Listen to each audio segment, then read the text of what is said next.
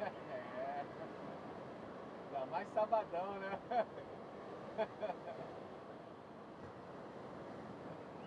Personal.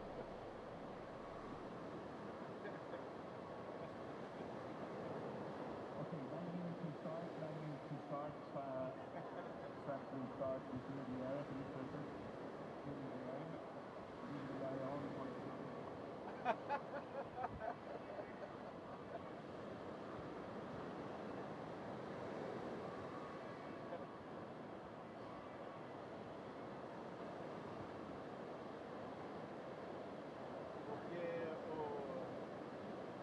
Porque preço já tem um montão lá na Globo, só esse último mês foi foda, hein?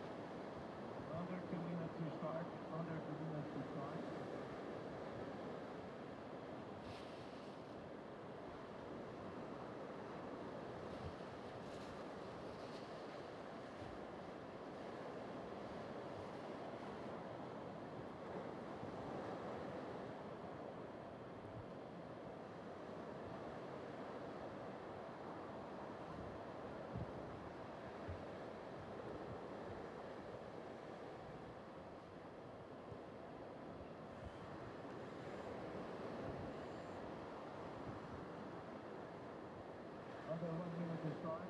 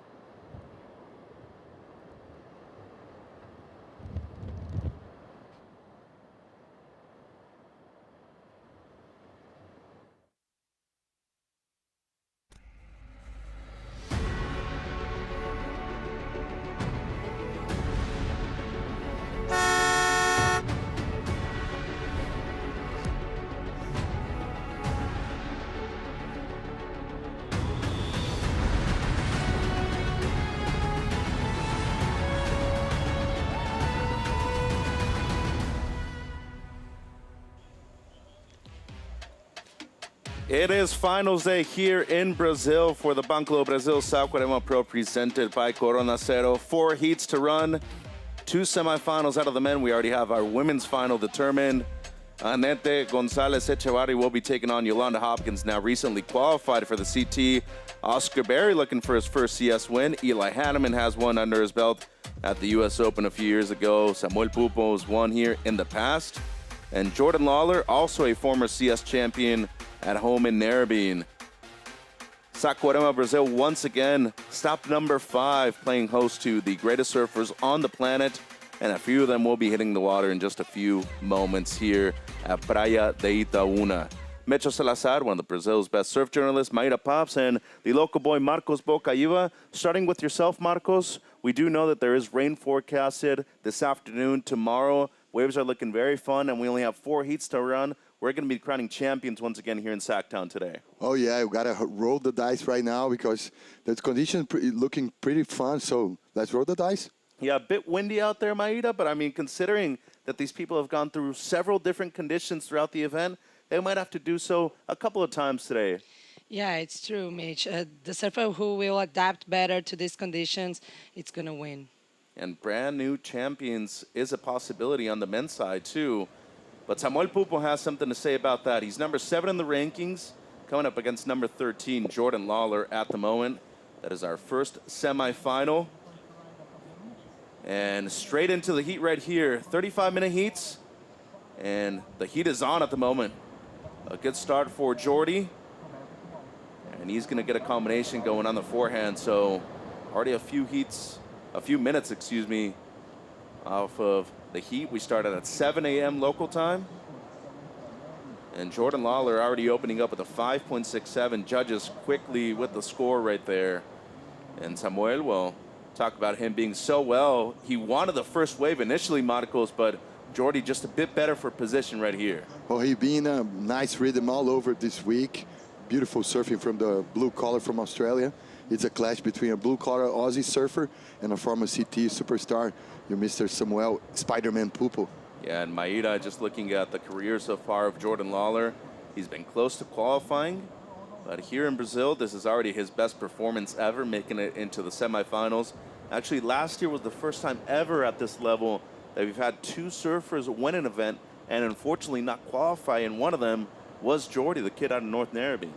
Yeah, last year was kind of bummer for him. Like he won in Australia at home and couldn't qualify. So now searching for points to qualify this year. And this is an important hit for both of these boys.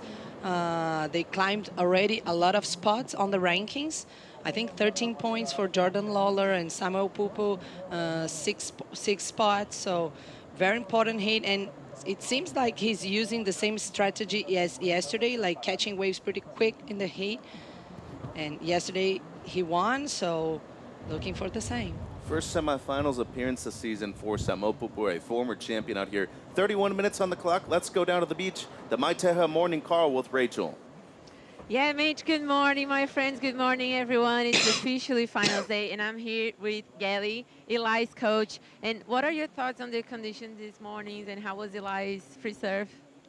His free surf was good. I mean, really for him, you couldn't really dial up a better condition really for him. It's small lefts that he's really used to, what he grew up in, and this wind is good for aerials and progressive maneuvers. But it's a surfing event. We still got to ride waves. We still got to make stuff happen. So we like our chances, but yeah, we'll see what happens. Yeah, let's keep tuned. Thank you very much. Back to the booth. Thank you, Rachel, and best of luck to Chris Gallagher and his athlete, Eli Hanneman. He's going to be coming up in the very next heat against Oscar Berry. Tight one with the rankings right there, as they are both inside of the top 10. Jordan Lawler now up and riding. This is already his third wave. And Jordy, as you had mentioned yesterday, Maida, he got to work really quick. He wants to be doing so once again, but the interesting thing about this matchup, Marcos, the lone Brazilian left in the draw out there in the red, and guy knows how to win. Outside of just one single heat so far in this event is what he hasn't won, but overall, we're talking about one of the most consistent surfers at this venue in Samuca, Marcos. Yeah, experience-wise, he's way ahead of Jordan, being, you know, in a few, you know, season in the CT, being a young sibling from Miguel, so he feeds himself from his older brother for sure. A lot of knowledge coming into place. Miguel is the older guy and the most, you know, well-versed guy from the Brazilian pack inside the CT, so Samuel have a lot of experience here in the sandbar.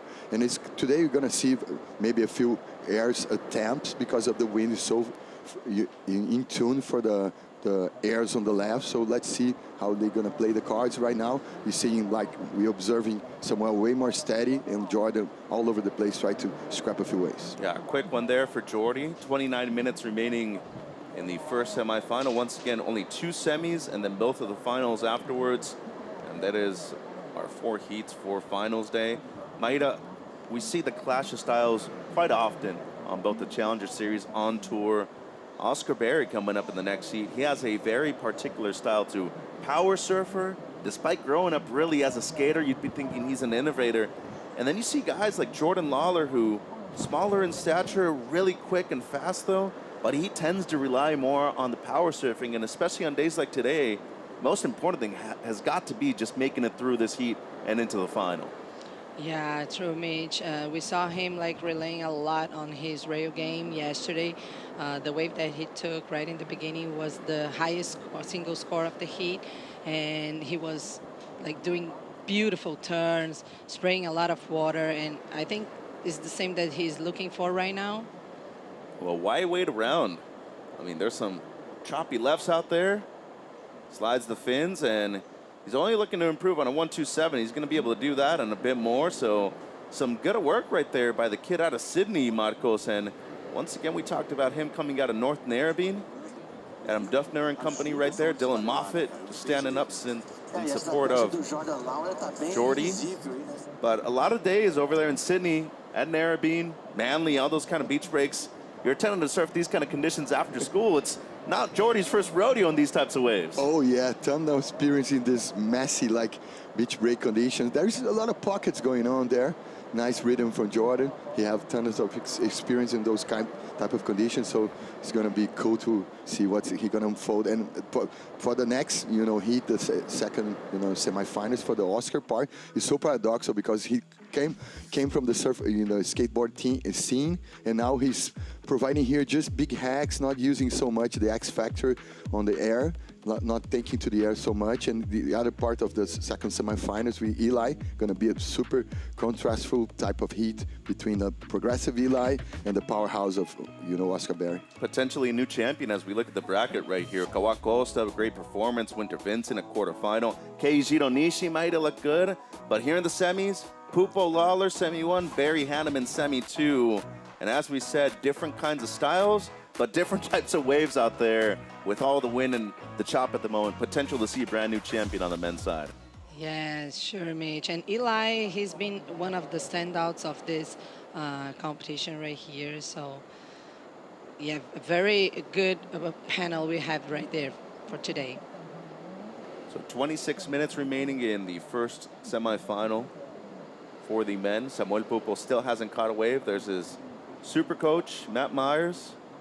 Great guy. He's been a colleague of ours in the past as a broadcaster during smaller QS events. He actually worked for Rip Curl as a teams and promotions manager for a very long time, and actually signed a good amount of surfers that eventually made it to the Championship Tour. Alyssa Spencer, Brisa Hennessy involved right there.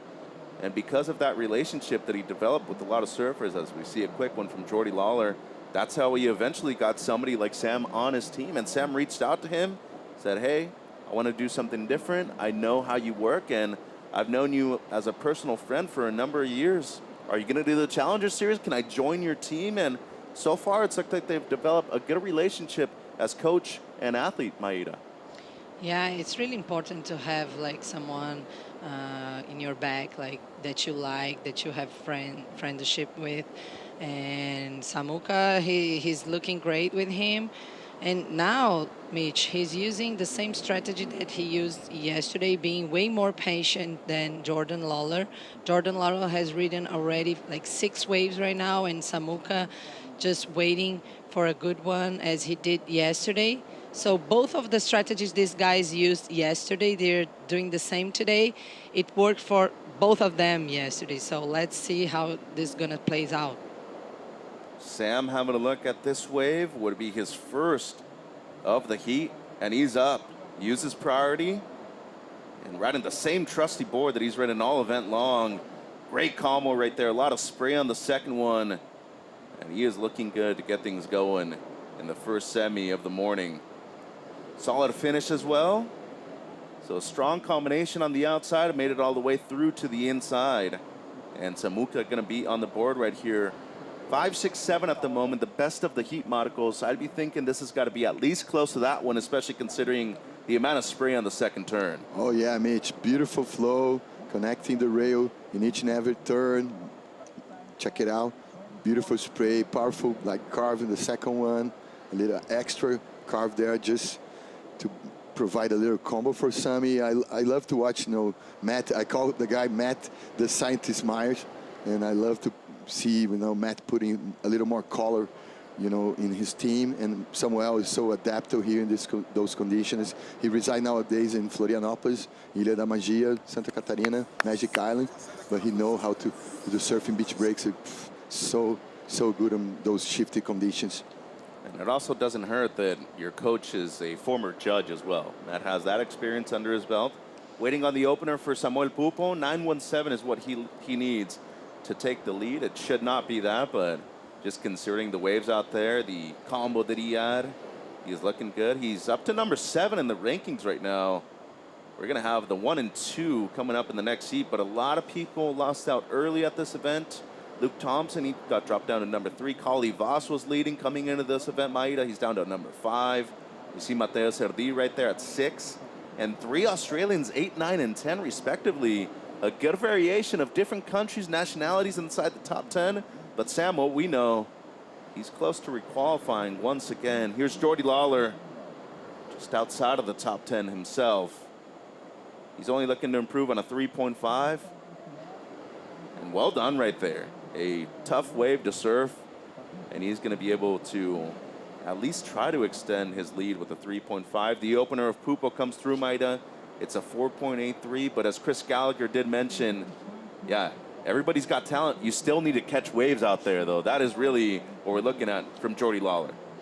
Yeah, he found a good one right there, Jordan Lawler. Nice combo, well surfed. It was a tricky one, really small wave, but he might change the 3.5. I don't know.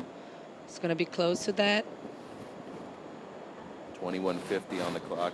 Such key insight, right, to your surfer, Marcos?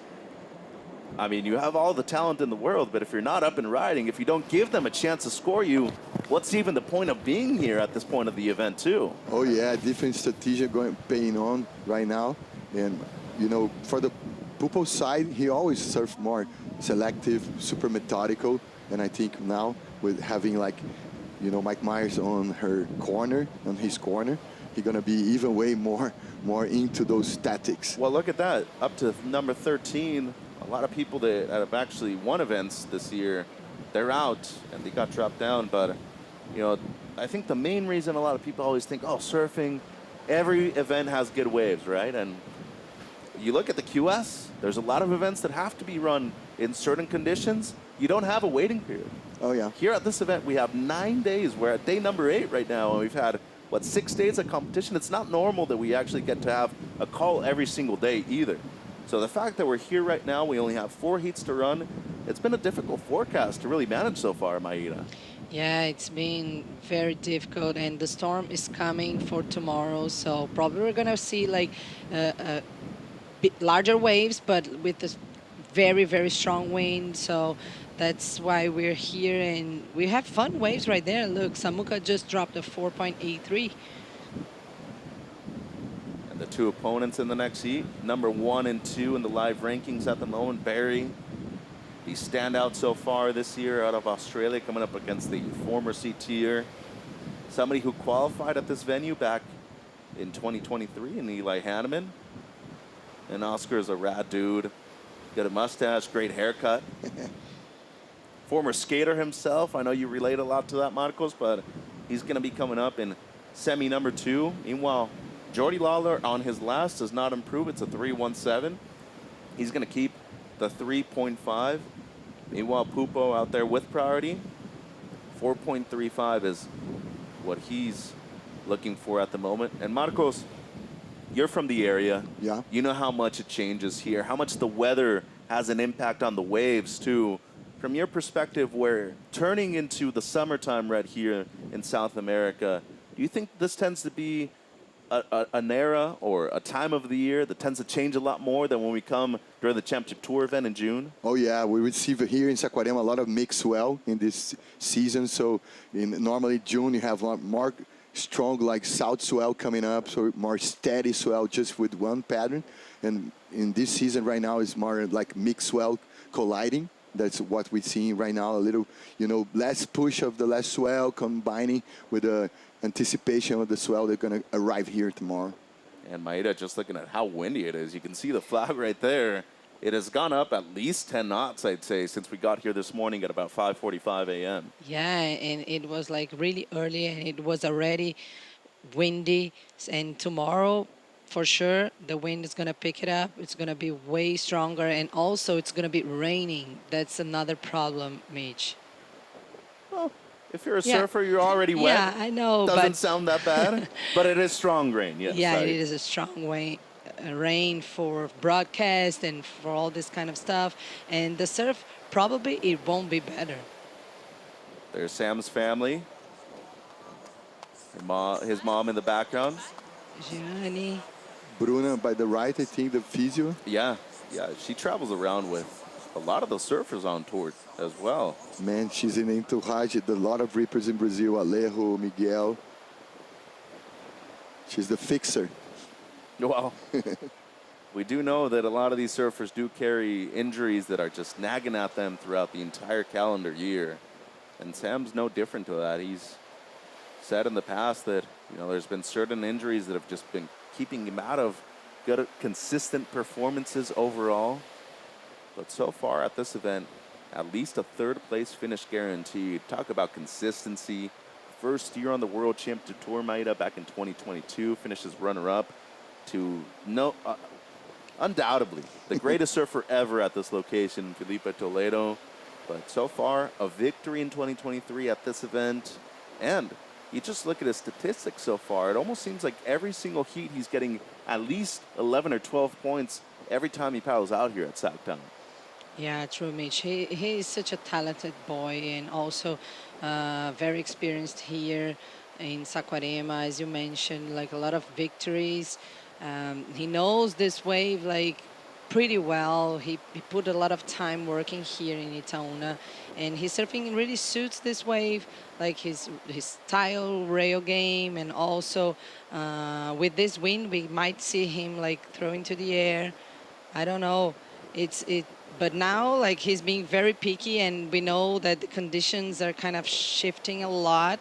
So the factor luck plays out here as well. And just activity, too. I like what I'm seeing from Jordy Lawler. 7 waves ridden.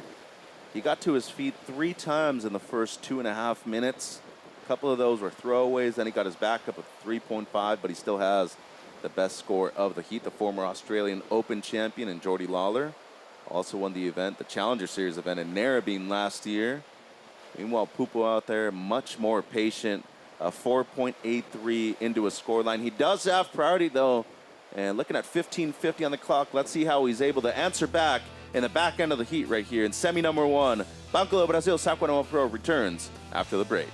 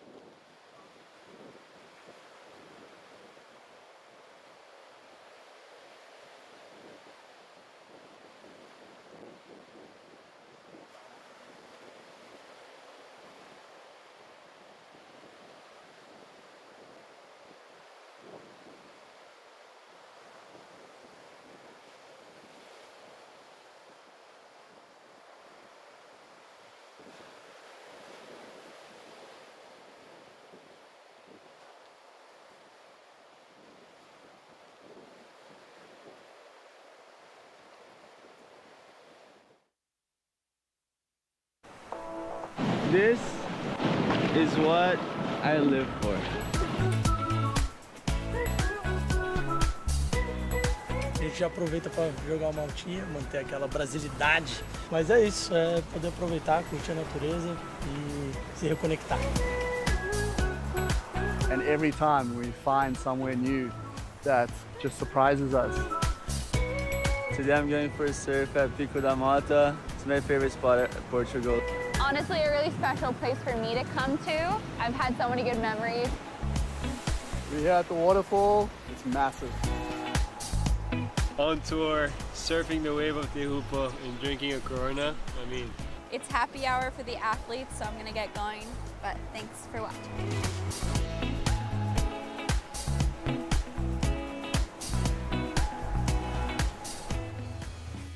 It's 5 o'clock somewhere. Banco do Brasil Saquarema Pro presented by Cero.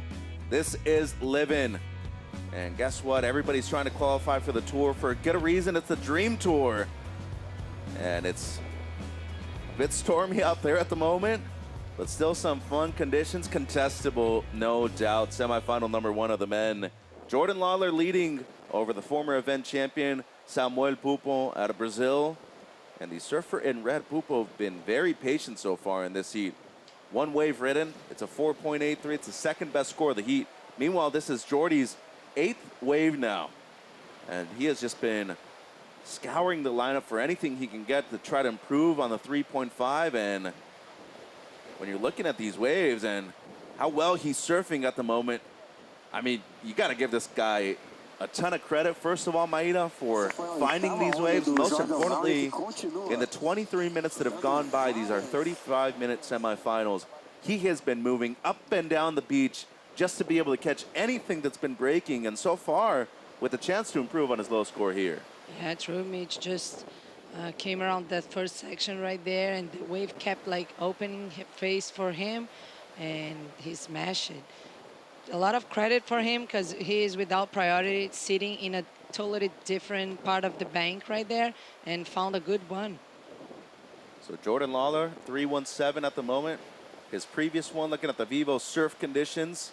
Swell at the moment, 2 to 3 feet. Tide is rising dead low. Water still chilly. And you see right there the wind very strong from the west-southwest, and it will be increasing throughout the day as well. So the Vivo surf conditions, got some fun contestable waves, and in the end, to be able to maintain consistency motivation-wise, Marcos, these surfers know, especially Sam, you need to be just as stoked and motivated to paddle out at 6 to 8 foot pipe when it's pumping to how it is right now out here. This is and you know, bread and butter for Samuel all year long. You know, he was raised in south coast of São Paulo in the beginning of his life, and then north coast of São Paulo, north shore of São Paulo. Now he's residing in Santa Catarina. All Brazilian surfers are so adaptable, you know, shifty, chaotic like beach break conditions. And Samuel is, you know, second to none on those lists. And he's surfing super steady, you know, strategic-wise. And right now he's kind of against the ropes because I'm gonna send some props to Timmy Patterson, because the magic stick from Jordan is so glued to underneath his feet, and the rhythm that he's providing from climbing, a little leverage on the nuggets on the inside. Yeah, and on tour we don't have many surfers riding under the Timmy Patterson label either, just two. Alan Cleland Jr. and of course the former world champion out of Brazil, Italo Ferreira. 4.33 Maida. So Jordan Lawler now into the double digits with 10 minutes on the clock. 10-point heat total at the moment for Jordy. And just the way he was probably thinking about going out there and competing. Grindy, making sure that a 5, a 4 could potentially get the job done. That means that Sam now needs a 5.18 with just under 10 minutes on the clock. Yeah, he just put a little bit of more pressure in Samuel Pupo.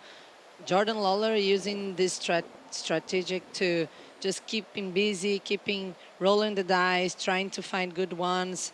And he really built his score line pretty well. I mean, Samuel Pupo still have plenty of time to do that. He needs a 5.18. It would be his best score on this heat so far. So the Banco do Brasil Saquarema Pro is committed to protecting the environment around the event site. All the signage and waste around the event is upcycled to create a product called Moral. Posts are created from this product to protect the nature and preserve the vegetation in the area around the event. And it just goes to show, Maida, Marcos, the amount of conservation and really the effort that we see from a lot of the local team right here in Brazil to put these kinds of things in place right here in Saquarema. You see them all the way up and down the beach too. Sam, that's a big opening turn, needs a 5.18. Solid opening snap, he needs more though. And somehow able to find a double up on the inside. Great work here, and I mean, wow. Considering the 5s, the 4 in this heat, everybody out there at the moment just doing the best they can with what they have available. And Marcos, this was very well done. Banco do Brasil replay, the second wave of Pupo. Oh my God, upside down banger as a first turn, some zigzags just to be able to crack a little double up. 12 o'clock, other hammer in the inside. And that cliche, guys. Open with the banger like that, and then finish with the banger. What you think, Maida? I think he's going to get the score, you know, because that first one was so vert and very strong, powerful, and the last one as well, pretty quick and strong turn. I think he will get it.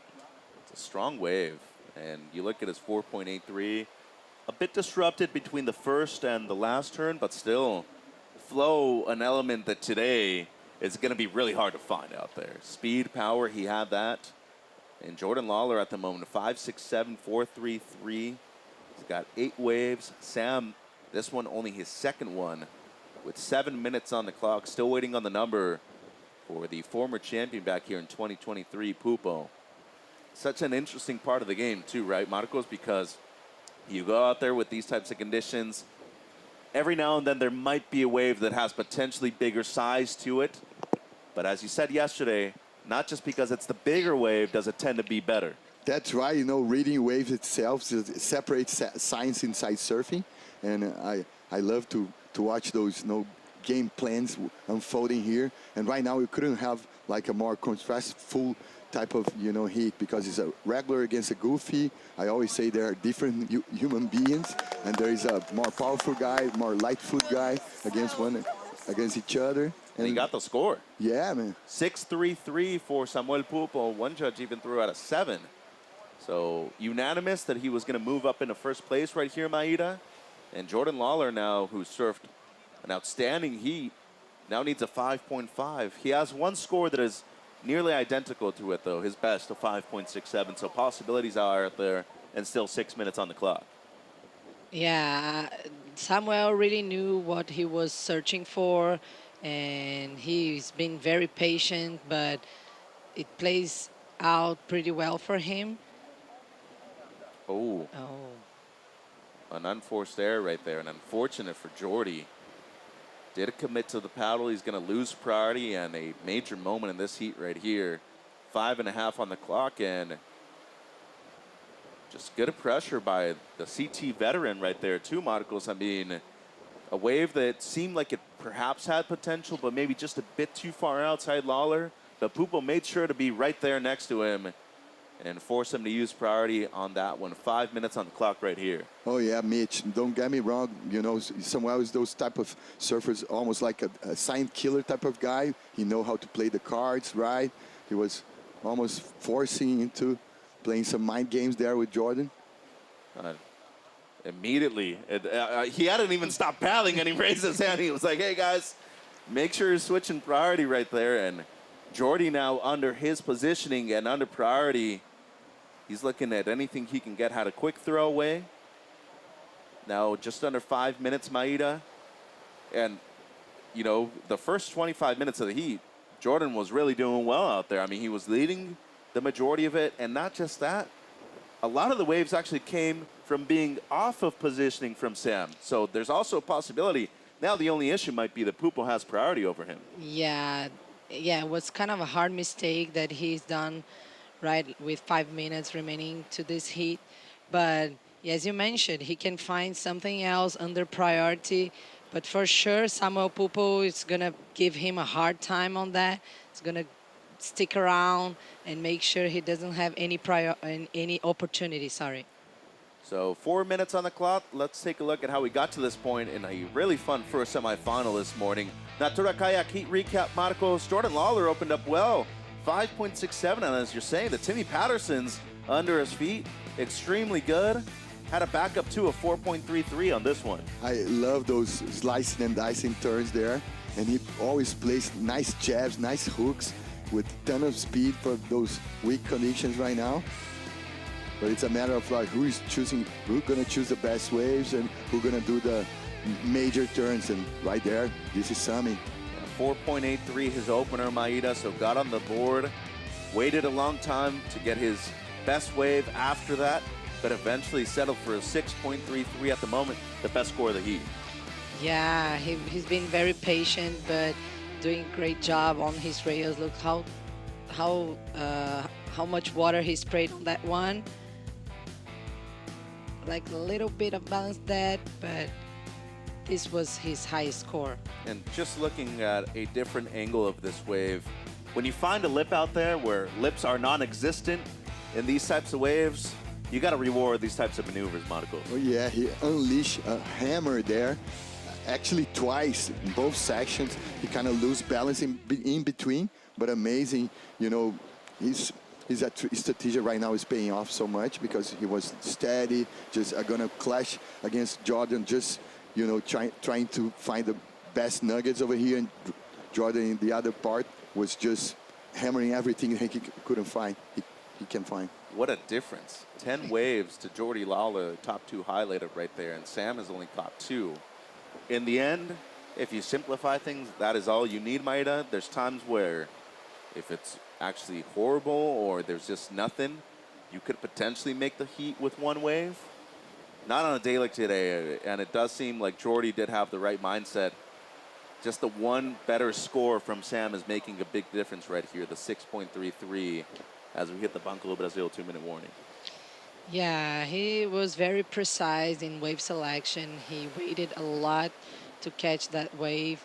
So, I mean, Jordan Lawler was using the same strategy that he used yesterday, and yesterday he made his heat. So it's just a different approach between these guys. It could have go on either ways. But for now, with 1 minute and 23 seconds left, Samuel Pupo is in the lead. Lawler, though, dangerous. He's got an air game. We have seen it in the past, got an 8 with a single maneuver at home in Narrabeen that actually put him in a good spot to win the event eventually. Right now, with a minute to go, he has one of the best competitors on the planet right on top of him with priority, 55 seconds.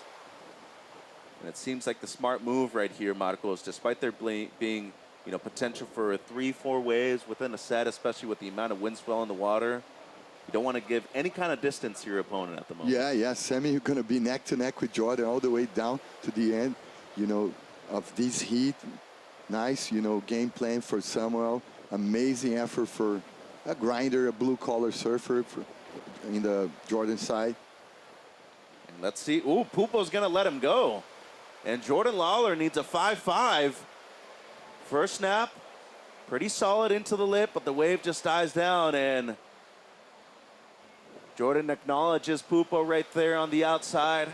A great sign of respect and sportsmanship. And with that, it seems like Jordy gonna have to settle for a third place finish here in Sacktown. The Brazilian locals love it. And the former champion, he's looking to win 2 out of the last 3 events right here at the CS level. Pupo into another final right here in Sacktown, Maida. Wow, look, the celebration, family celebration, Leticia, his girlfriend. Yeah, again, into the finals, Samuel Pupo did a pretty great job, very precise on that one. Spider-Man into the final, Marcos. How about Matt Myers? He must be happy, man. First event working alongside with Samuel, nailed the coffee there. And so far in his career, he has 3 CS wins. Pupo looking for number 4. Big congratulations to Jordy Lawler, settling with a third place finish here this morning in Saquarema. Banco do Brasil Saquarema Pro presented by Corona Cero. Semi-2 coming up. It is the top 2 in the live rankings. Oscar Berry taking on Hawaii's Eli Hanneman.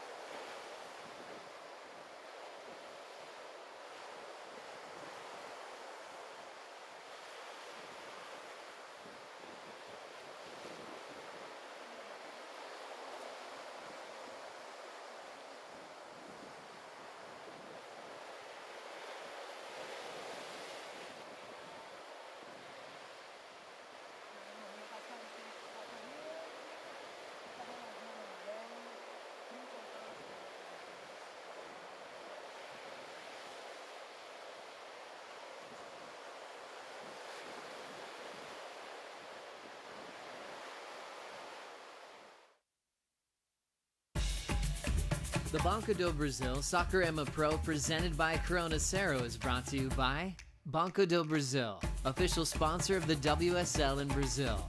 By Corona Cero, made with 100% natural ingredients. And by the city of Saquarema, official host of the Banco do Brasil Saquarema Pro presented by Corona Cero. Big day for Samuel Pupo. He is looking to win 2 out of the last 3 events here at the Challenger Series level. Getting acknowledged right there by his family. Portuga, the great local, also always supporting him. His coach, Matt Myers, making sure he's getting well and rested in between his semifinal and now the second final at the CS level here at home in Brazil. Oscar Berry, Eli Hanneman, number 1 and 2 at the moment in the live rankings. Australia v Hawaii out there at the moment. Mitchell Salazar here with the great local Marcos Bocayuva. Semi-2, clash of styles. Chris Gallagher, the coach of Eli Hanneman, mentioned this morning during the My Terra morning call that he wants to see his surfers catch waves. Most importantly, though, these waves really do suit the former C-tier style. And Hanneman out there just looking at this air wind on the left going, ooh, these are my types of waves at the moment. Oh yeah, gonna be almost the same contrast as the previous heat, and because in the Eli Hanneman's side, he's gonna grind because he have like the leverage of being like a shorter guy, and then I think Oscar Berry gotta have to rely more on the set waves to be able to clinch a few big turns over there, and I think for the Eli side of the game playing, it's gonna be easy to flow in any type of wave that approach himself there. Now, if this were a boxing match, you'd be looking at Oscar Berry probably as at least a light welterweight. Hanneman's probably a bantamweight, if not a flyweight. So difference in size, but when we talk about the mentality, the attitude that both of them have, very disciplined and hard workers. Oscar Berry is a blue-collar type of guy, working-class man.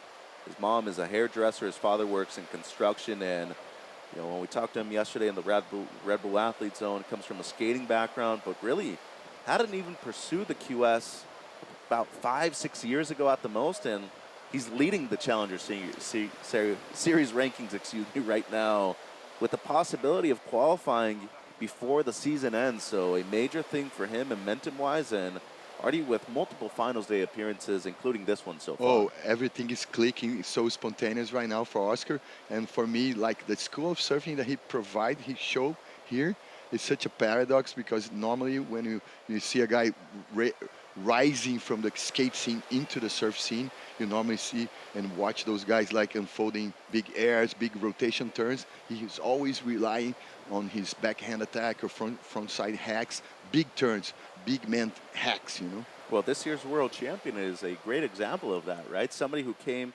from a super diverse background in skating, eventually had to find the power surfing himself. We're talking about Iago Dora, and in the end, with the calendar that we have on the Championship Tour schedule, you need to be complete. You need to be versatile, and if you're a one-trick pony, you're not going to succeed at all. Oh, you're going to be like a special session type of surfer, and I think Iago is an epiphany of the complete, pack. You got the rail, amazing rail game, pretty amazing flow, and then second to none airs and super technical tube riding also. So that's why he clinched this world title, being like a fifth, superstar of surfing here in Brazil and globally also. And that guy also had a win here a few years ago too. So Saquarema truly meaning that it is a venue where everybody has to go through eventually.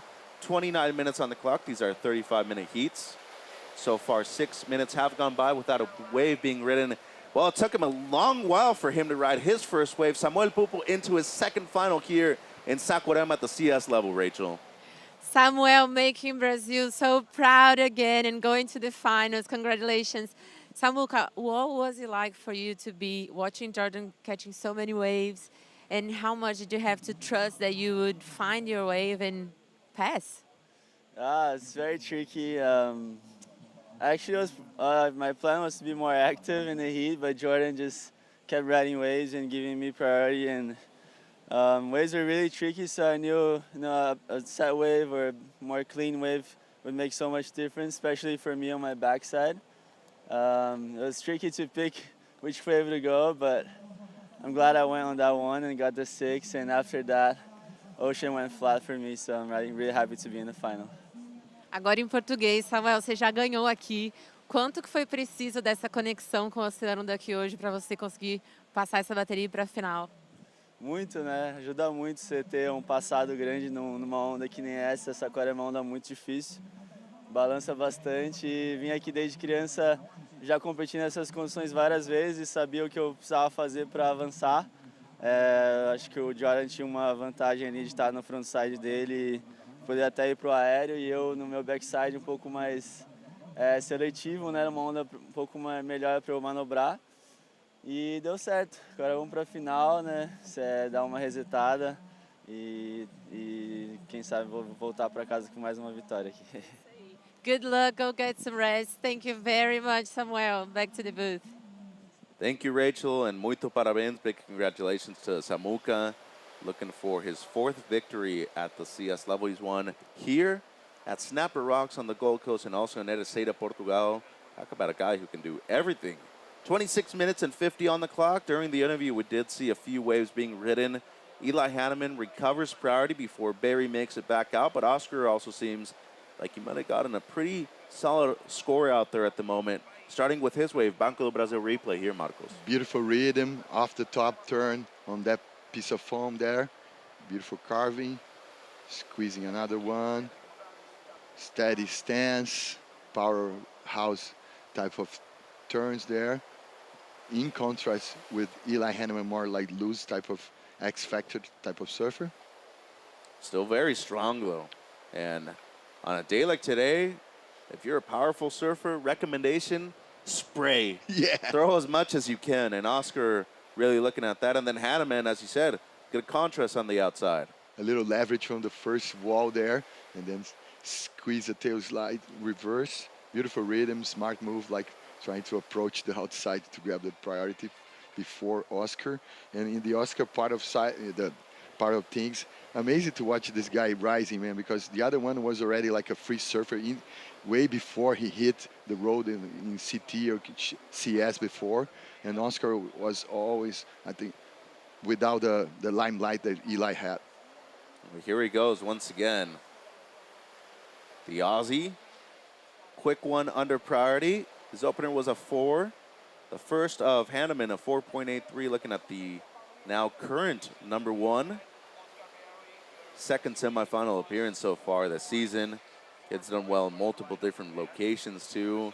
Eli Hanneman, back-to-back semis at least guaranteed for him. He's coming off of one in Edessada, Portugal. And looking at the replay, under priority, smaller wave, and this seems like it's just a 2.5.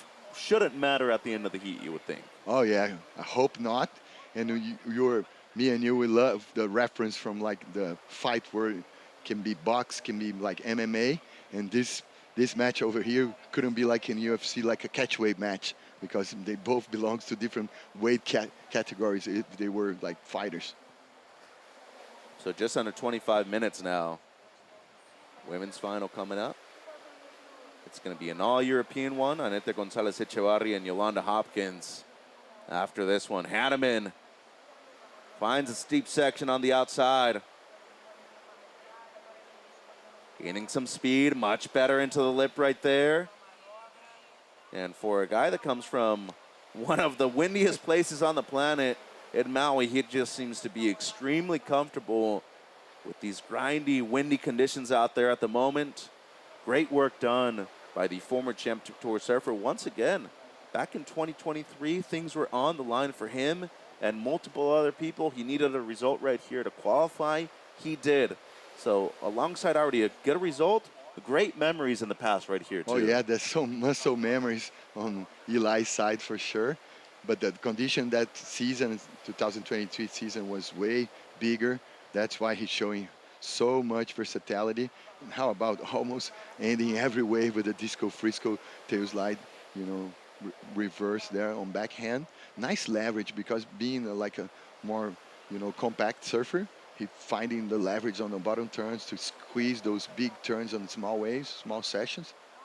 Yeah, was close to pulling that reverse out at the end too. 4.83 his opener, waiting on this one. Let's see if it comes close to matching it or potentially even improving with the work on the outside too.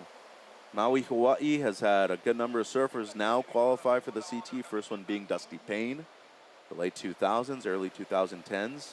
Imai DeVault, Ian Gentile, and Eli Hanneman were on tour at the same time. And, you know, for that region, they obviously want more surfers to be able to qualify and eventually win. 5.5, the last of Hanneman, takes the lead. Barry now needing a 6.33.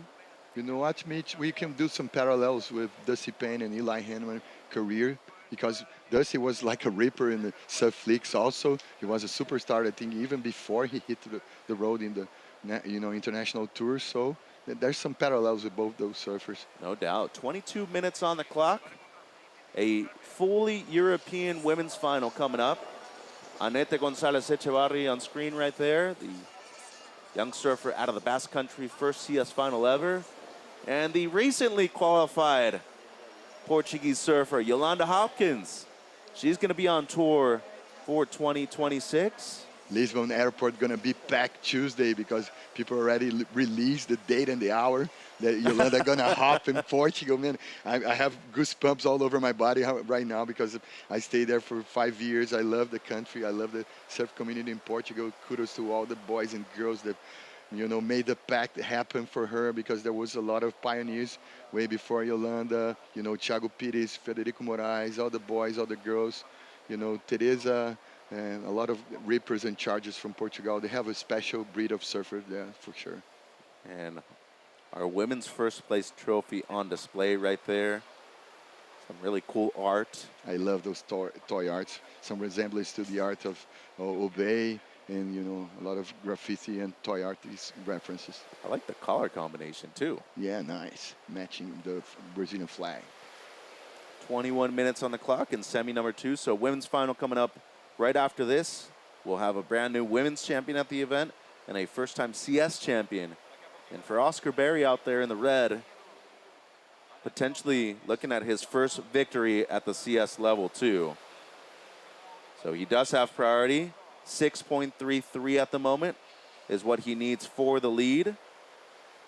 And he is looking for a solid wave to be able to get that. We already saw 6 in the last heat.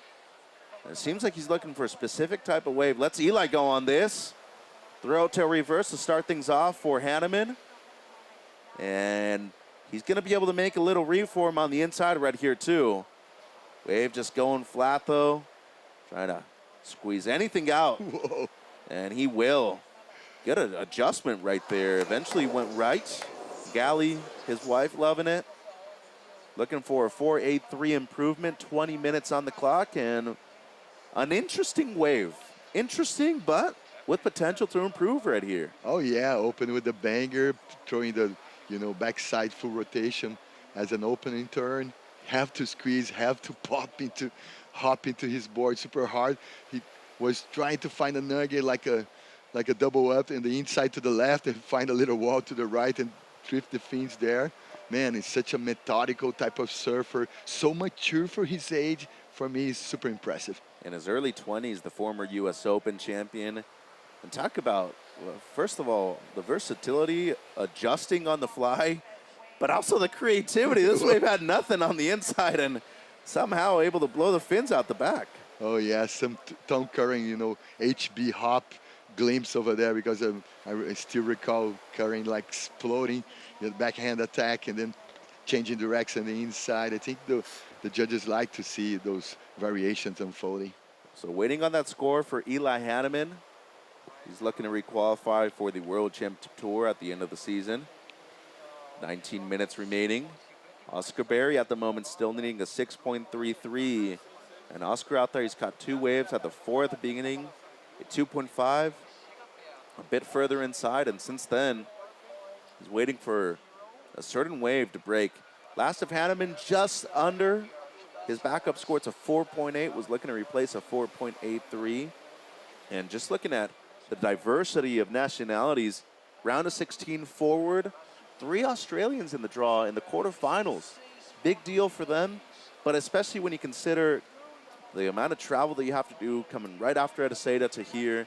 For the international surfers, this is a major moment, especially considering the pipe, brand new wave on the CS schedule, and Oscar's got to be really stoked, and so is Hanneman. Whoa.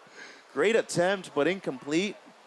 I like what I'm seeing, though. He's going for everything at the moment. And it's almost like a surf movie hack, almost like hilarious in the end, because he was sit down, almost like a kart, Mario Kart stuff. It was a great attempt. Incomplete, though. Now looking right, and we talked about the air when going left. He's already had multiple reverses on the back, and now looking for this big layback on the right, Marcos. Beautiful angle, beautiful attempt. He's grinding, man. He don't want to take chances against Oscar Berry. Oscar being annihilating each and every session there. I like the reaction from Gally. Yeah.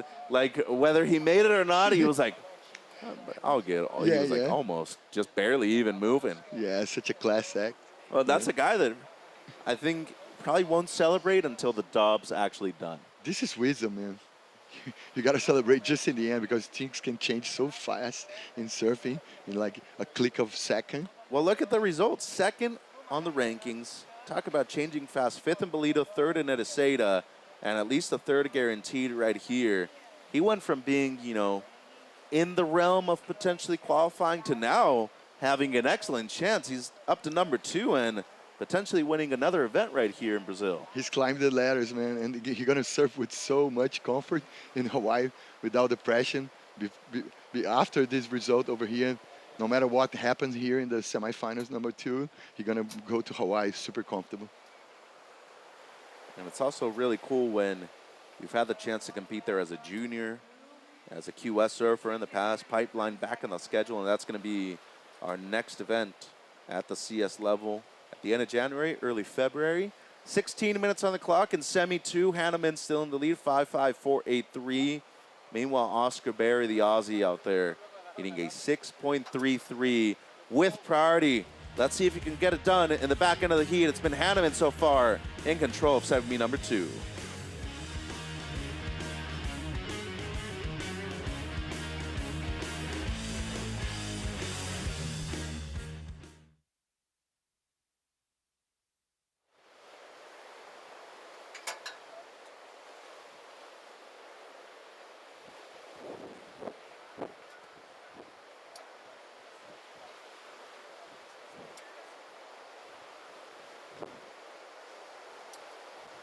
Time check, 15 minutes, 30 seconds remaining.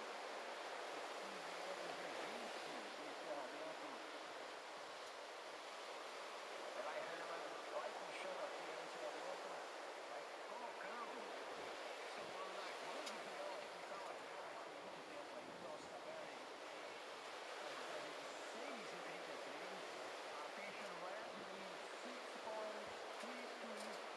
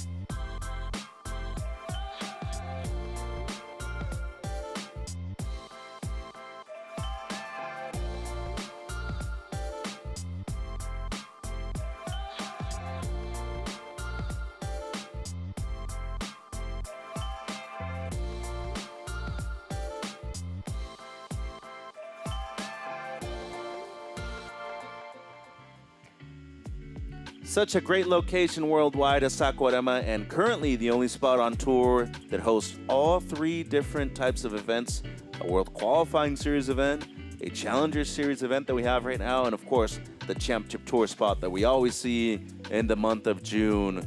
Banco do Brasil Saquarema Pro, presented by Cero, semifinal number 2 of the men out there in the water. It is Maui Hawaii's Eli Hanneman in the lead. Oscar Berry, the lone Aussie out there in the red. He does have priority, needing a 6.33 or better for the lead. Mitchell Salazar here with the local boy, Marcos Bocayuva. Pretty fun to be at home for yourself, Marcos, in the area. I know you're from the city, but just being in the state, Saquarema, obviously a great stop for us. They always receive us with open arms right here. I have great memories from Saquarema since back in the day when I was forcing myself to compete before changing my gears and my focus into the media part of surfing. But I have amazing memories. And talking about the community, man, I was chatting during the whole week with the local people from here and trying to understand if they know the privilege having like a surf villa here with 3 divisions of the WSL with so many uncountable, beaches all over. They do. because they're voting. The Banco Brazil fan picks are in 70% for the former CTer Eli Hanneman, 30% for the newcomer Oscar Berry. But yeah, I think you're right. A lot of people here do embrace everybody that comes through town. And there's actually some restaurants that, because the event's in town, stay open till later. Oh, and yeah. that's actually something that we found to be not only very gratifying, very successful economically too. This event, the QS, and of course the CT make a huge impact on the economy right here. And you know, flavor-wise, you know how much I love gastronomy and, you know, global gastronomy. You know, they are raising the bar each and every, you know, event. There's new, you know, fresh new restaurants, you know, new opportunities, new different type of foods. There is a lot of international foods with Brazilian twists, with Brazilian ingredients. So, and it's awesome seeing people grinding and rising to the occasions. Well, I know you've been hitting your falafel spot almost every night, so it's got to be good. 5 waves for Eli Hanneman so far. He is in the lead. 2 waves ridden for Oscar Berry, just under 11 minutes on the clock. Speaking of international flavors, that's also something that we see here with our competitors. We have 2 international surfers out there in the water at the moment. Hanneman representing Hawaii and Oscar Berry, the Australian out there at the Yamba and Guri region. Some great surfers, great waves, a lot of heavy type of slabs when they're on to. The guys looking forward to surfing many different waves, remaining both on the CS, of course, if he eventually qualifies for the CT as well. So getting close to the 10-minute mark right here. Oscar Berry hitting a 6.33 in second. And we do have our women's final coming up. It'll be a brand new champion. And there they are. Getting the walkouts from the beach announcer. What a moment for European surfing, guys. A lot of youth right there, too. Annette Gonzalez Echevarri in the red. She's 18 years of age. This is groundbreaking, man. She's able to surf a heat against her sister in the semifinals. And what a huge moment, not only for European surfing, as you said, for bass surfing in general, too. I got goosebumps, man. Shout out to Aritz Aramburu, all the crew, Goni Zubizarreta, all the legends from there. So Annette Gonzalez Echevarri, she's going to be in the red. And her opponent, the recently and newly qualified for the first time ever for the Championship Tour, Yolanda Hopkins out of Portugal with a great career already so far. And talk about somebody who has really persevered in the last few years.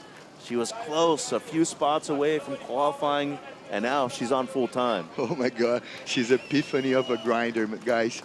She was knocking the door, and now the door is open. You know, there's a triumph, you know, atmosphere right now for the European girls. Amazing for the Basque Country community and for the Portuguese community. Oh my God, there's so many people there, you know, make this path for those girls to be able to do their jobs right now. Groundbreaking moment, man. I'm full of emotions here. And we're going to be seeing a brand new event champion on the women's side. Whoever wins, too, will be winning their first ever CS event. So a big deal. And we talked about Annette surfing against her sister in the semifinals. A huge moment when you look at the sport of surfing. Oh, yeah. We've seen siblings be on tour before, surf against each other, the Irons brothers, the Hobgoods. And during the intros, a couple of waves being ridden right here. Ozzy Berry, 8 minutes on the clock, Marcos, needing a 6.33. Strong combo on the outside by the Aussie. I love the leverage on the foam climbing. That's why he was able to attach a few more turns on that wave. And then Hanneman with the answer back here, Marcos. He's looking to improve on a high 4. Quick and power, nice 2-turn combo. And we have the same contrast in these semifinals number 2, but they're gonna have in the finals for the girls, because it's way more light foot, the Basque girl, way more heavy footer, the Portuguese girls. And I think both of those girls represent so well the school of surfing from those countries. You know, Portugal is steady, so many like hip breaks and Nazaré. It's heavy water everywhere there. Oscar Berry now up and running again. Still waiting on his previous score. First turn very strong. More of a setup on the second one. Steepness right there. Cuts it a bit short under the lip, though, and he's going to be forced to kick out. 7 minutes on the clock. Hanneman with priority and waiting on multiple numbers. So judges have a lot to decipher right here. Looking at the Banco Brasil replay, Marcos. Beautiful first snap. A second one just to be able to be in the power source of the wave. Right there, he kind of dialed wrong the session. I think he was going for maybe doing a combo there. First snap and then click another one. But that first turn was, you know, second to none. So strong surfing on display by Oscar Berry. And the wave from Hanneman was great as well. Potential to be his best score. 6 minutes and 20 seconds remaining. Semi 2, women's final coming up, and then right after that, our men's final. Only 4 heats today. And scores slowly trickling in. And they are good for Eli Hanneman. A 6.5 on his last. He extends his lead. Barry now needs a straight 8 to be able to move up into first. Oh, 2 scores right here. Just under 6 minutes. There's a scoreline for Eli. And he's going to keep Oscar off of this one. Uses priority. Throws the rotation. That was cool, but incomplete, though. He catch the rail in the end. And good pressure by Oscar. He wanted that wave. Forced him to go and use priority. And in a pivotal moment of the Heat 2, the previous one of Oscar, 5.87. So now only needs a 6.14. Looking at the last attempt of Eli right here. He's getting closer, Oscar. I like the leverage that the first session gave like to Eli for him to be able to do the, you know, the full rotation air there. It's unfortunately he kind of catch the rail in the end. And now with 5 minutes on the clock, Barry has a chance. Oh, the heat is steaming, guys. It's boiling. So a high 5.87 on his second to last. Scoreline right there, quite tight. And his last one, a 4.5. So he's still going to be requiring the 6.14. Luckily for him, just under 5 minutes, he does have priority. Yeah, and the mindset, for the mindset part of things, he's already clinched like a double digit, so he's going to be way more comfortable right now with the priority number 1. So he got to take the chances now, finding a good nugget, and try to squeeze big hacks there, because this is this clash of school of surfing. One more light foot and more progressive, the other one pure power. It's been a very competitive heat so far. Taking a look at the Natura Kayak heat recap right here, Marcos. Eli Hanneman so far, 6.5, 5.5, throwing away a high 4. He's caught 7 waves so far, and the strategy and especially the mentality that he has worked out for him. Oh, he can be neither a superstar of surfing and a blue collar of surfing in the same way. And that is insane to watch. Just looking at the way he's been able to approach these waves, sometimes flashy, sometimes not. Knows when to go for those big maneuvers. Oh, right now, he's just going to go for a W, man. He got to win with fashionable style, maybe the final, but right now he's just surviving. Then Oscar, 5.87, his high mark. He's back in the heat, now needs a 6.14, and Barry once again taking the world by storm. Oh, yeah, take notice, guys. This guy's going to be on tour, CT tour, sooner or later. It's better sooner than later, because he's right now we've been watching like calling a heat that is first in the rankings and then second in the rankings right now, colliding in a catch weight, you know, type of heat. Hanneman, he's caught 8 waves. This is already his 9th. In and out. That's been the case on his last 3 rides. Meanwhile, Barry has caught 4. 3 minutes on the clock. 6.14 what Oscar needs here at the moment. And the pace of the ocean changed a little bit. There's more sets coming. There's a little more energy. Maybe it's a little touch base situation from the swell. They're going to arrive here in Saquarema tomorrow. This is a good sign for Oscar, too. Larger wave on the outside. Does it have the shape? It does not. He is forced to let it go. We talk about these all the time. It's not the biggest of the set. They're going to unfold. They're going to provide you some walls there. Sometimes at the mid-set one, the ones that turn around and click the sandbar in the proper way. Well, at this point, number 1 in the rankings. You have the number 2 in Hanneman. This is the most important heat of Oscar Berry's life. Oh, yeah. And once the trajectory keeps going, that will continue to be the same thing. Are you able to maintain those spots right there? But for a kid who's in his early 20s, has only come onto the scene a few years ago and standing out this year. It's a great moment for him. Banco do Brasil 2-minute warning. But all in all, win, lose, qualify, not qualify, you made sure that the world now knows your name. If they don't know now, they know. Amazing, because there is a pack of Reapers coming up from down under. Some under the radar, some out of the radar. But anyhow, a couple of Reapers coming. And Hanneman's like, you know what? I don't care who I'm facing. I'm going to go out there and surf my heat. He's caught 10 waves, a lot of them just throwaways, but experience at this point of events, of major events, with these types of conditions, pays off a lot. Oh yeah, can pays off easily. And you know, with the mentality that I think that Eli have, almost like a combination of being like a superstar mindset, almost with a little swag, and then be able to connect those spirits, those mindset with being a grinder also, everyday grinder.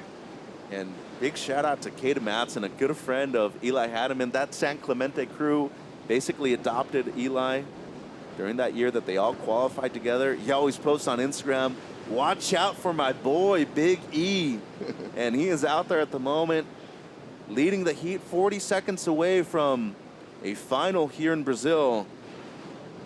And the Lahaina Maui local doing some great work out there, has the best score of the heat of 6.5, backup score of 5.5. Meanwhile, the Australian Oscar, he needs a 6.14 or better, 20 seconds.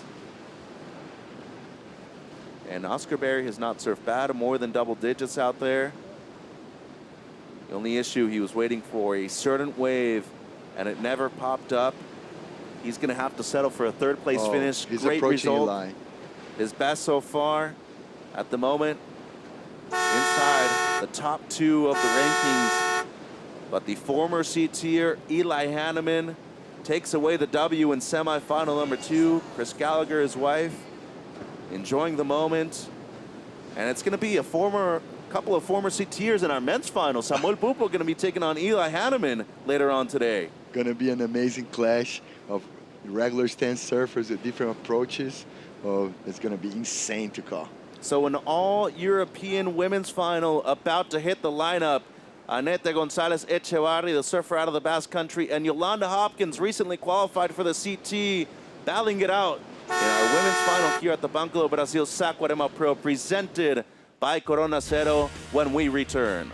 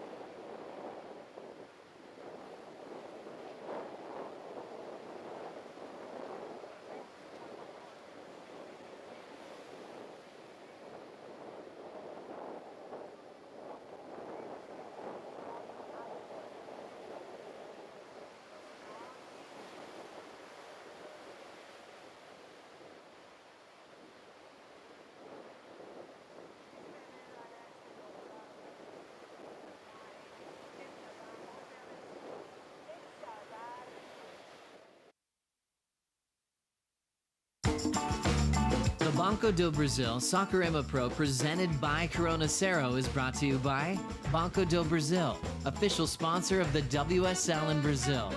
By Riachuelo, official apparel of WSL Brazil. By Natura Kayak, feel the power of freshness. By Vivo, official sponsor of WSL Brazil. And by the state government of Rio de Janeiro, official partner of the Banco do Brasil Saquarema Pro presented by Cero. That's right, it's finals time here in Saquarema. It's an all-European final. Anete Gonzalez Echevarri up against Yolanda Hopkins, a newly qualified surfer for the 2026 Championship Tour. Yolanda Hopkins, and it's been a big year on the Challenger Series for European women. Kaipagura, Maida Pops. Maida, 5 events so far on the Challenger Series, 4 European women's champs this year. Yeah, what a moment for European surfing. I mean, now Annette is her first final on the Challenger Series, and also Yolanda really wants to win an event. She's already qualified, but she really want to have a win under her belt. So what a moment for them. Well, we'll just be very excited to see this unfold here in Saquarema, Itaúna. Yeah, can't wait to see what happens right here. And Yo-Yo, you said super motivated.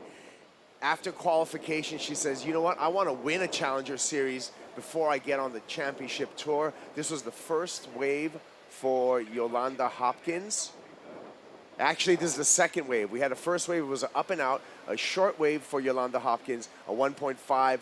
Second wave, we're waiting for that score. Also an up and out for Anete Gonzalez Echevarri. Second final appearance this season for Yo-Yo, and she had a final over in Bolito, I believe, and to Nadia Arostabe, another European surfer taking out a win there. It's stop number 2, but right now it's going to be Yolanda Hopkins with the advantage after the opening exchange in this women's finals.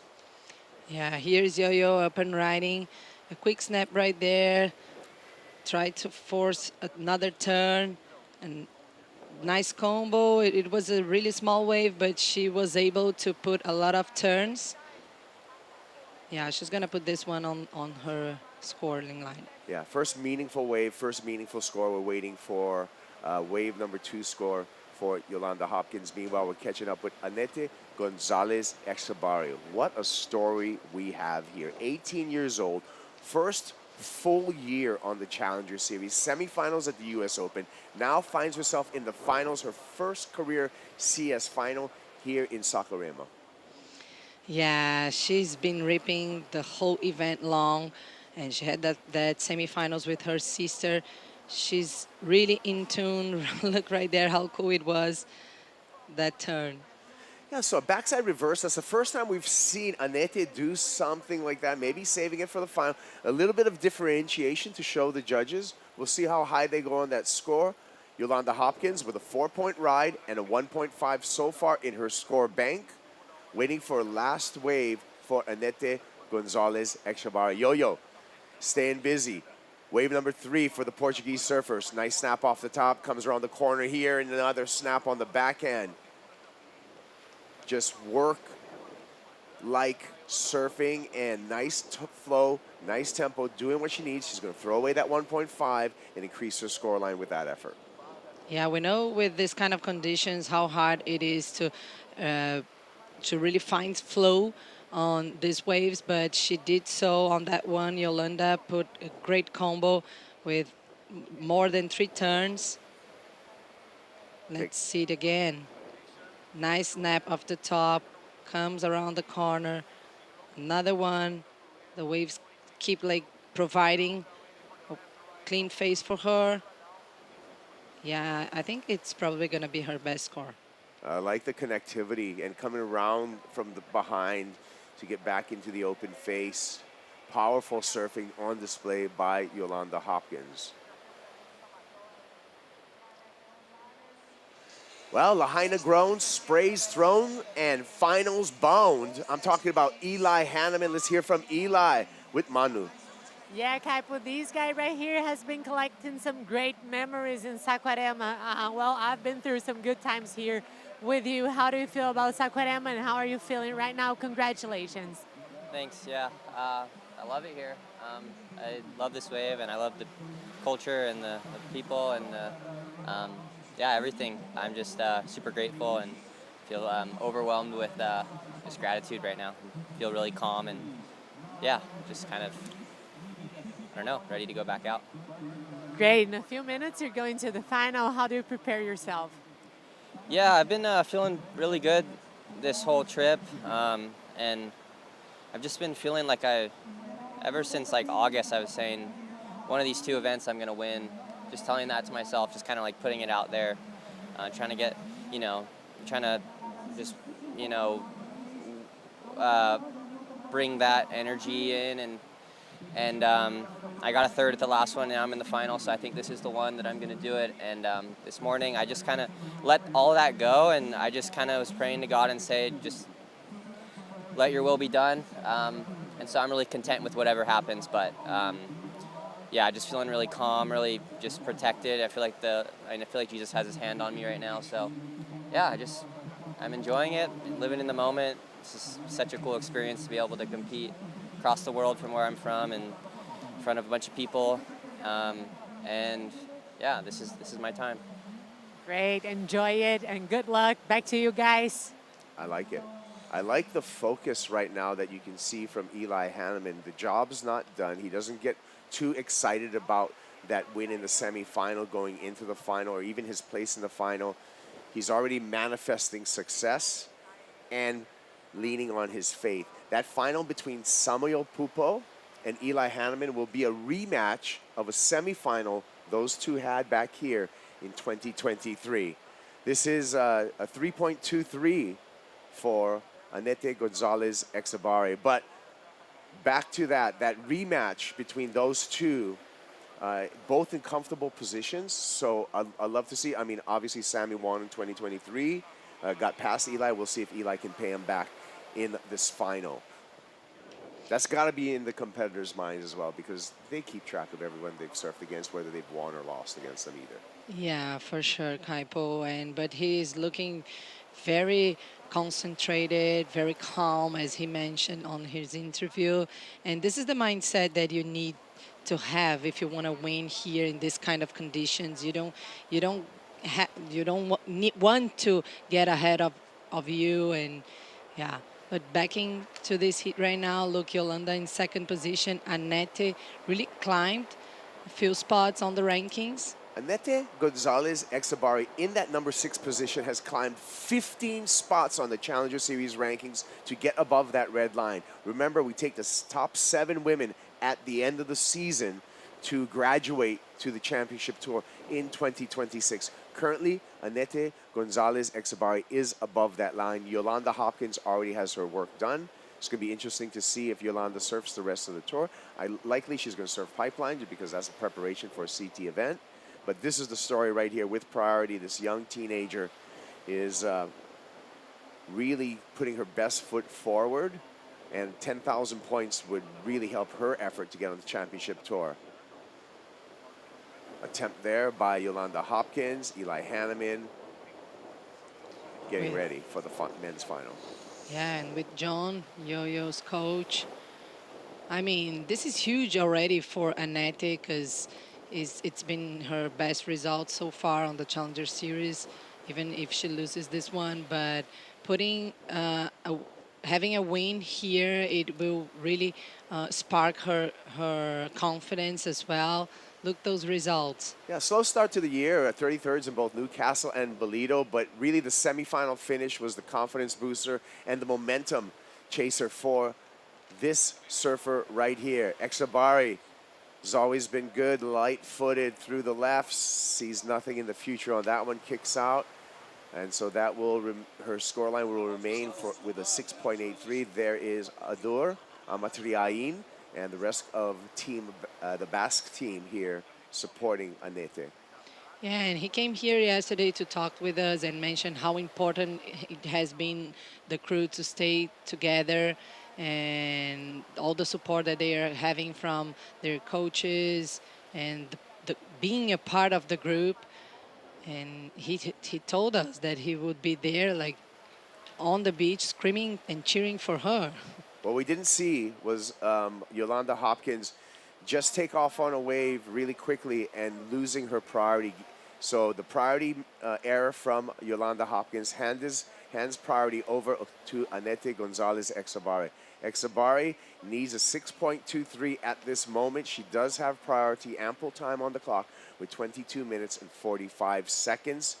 So we talked about it before, Maida. It's all these little either wins or mistakes in the heat that can kind of get you at the end. So we'll see if that affects the result of this final, that priority switch.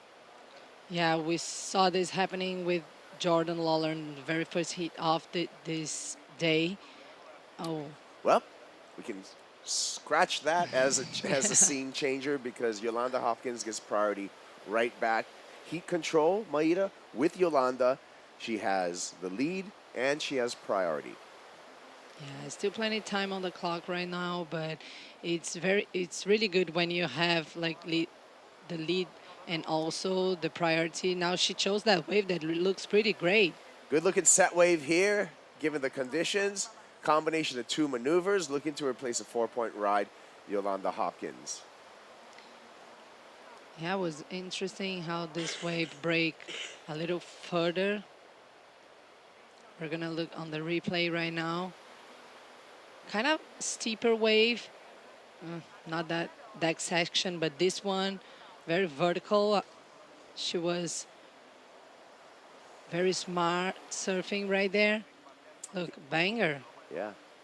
And you can also see that front foot grip on Yolanda Hopkins. I think the only, and John, that's her coach, he likes it. I think she's the only surfer on the women's side with that full deck grip. On the men's side, I'm thinking maybe just Nolan Raposa with that full deck traction. It's a unique kind of approach to equipment. It used to be really, really common in the 80s and even into the 90s where you wouldn't have to worry about different temperature whacks, right? So you would have this, you have grip on both your front foot and back foot, so you have this consistent kind of traction no matter where you go. I like it. Yeah, and I'm just curious, how does it feel like to surf with that without a wetsuit, you know? Oh, that's where things Yeah. change. So you usually have to always have a wetsuit on. Yeah. But I mean, There it is. warm places. Look at that. That's guaranteed traction every single time. And some backup boards for Yolanda Hopkins right there. Brand new, look like. So looks like those two haven't even been ridden. And but nice to have some backup boards. Of course, 2025, when we talk about surfing equipment, when these surfers have backup boards, given computer animated drafting type of designs and CNC cutting, boards can get replicated pretty closely. So you have basically clones of your favorite board in your backups. But one thing, Maida, that's really strange, even though we're able to clone boards, They feel different. yeah, Many times. surfers still have these special boards. Yeah. She's not with priority, so trying to hunt something. Yeah, why not, right? Yeah, and she changed scores. So that, yeah. So that last wave ridden, Maida, you're right. That set wave was a nice looking set wave, a combination of two turns on the backhand, 5.33 for Yolanda Hopkins, and she's now in a strong lead in this final. Annette Gonzalez Exabari needs a 7.56.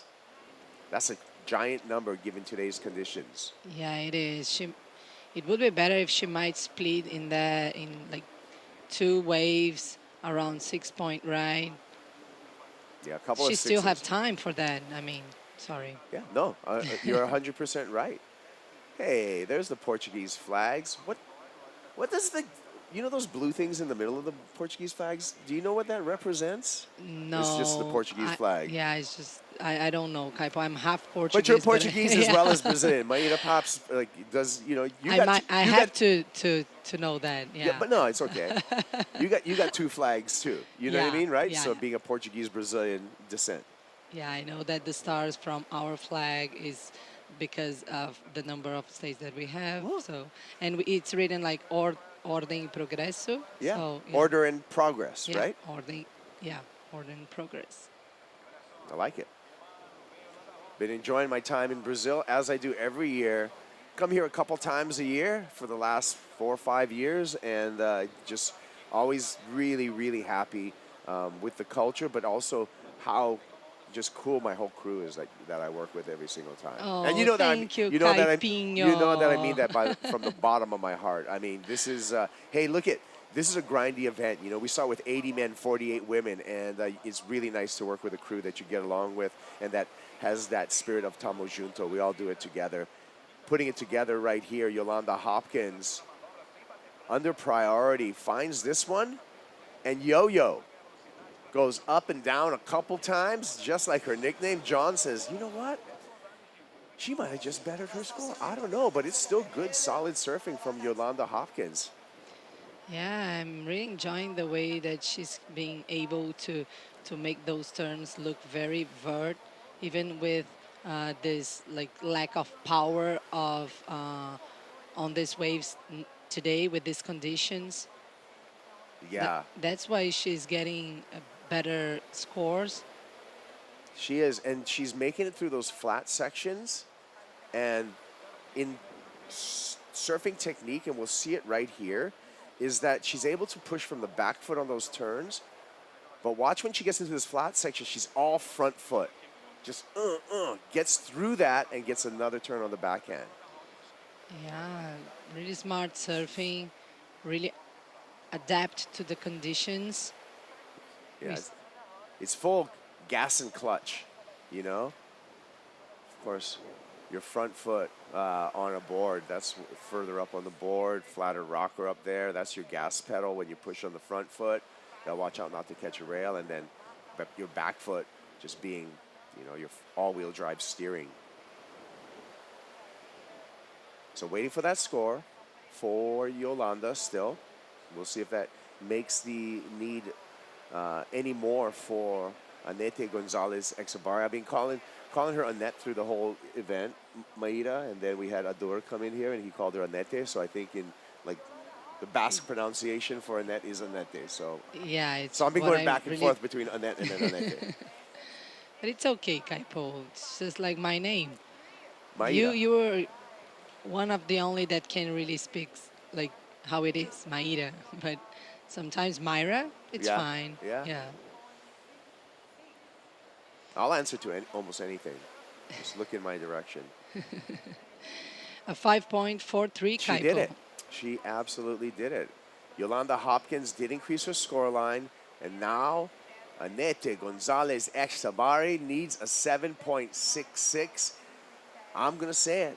Yolanda's running away with this final right now at the halfway mark in big control. Can she control for her first Challenger Series win? She's on her way. Conclusion of women's final after this.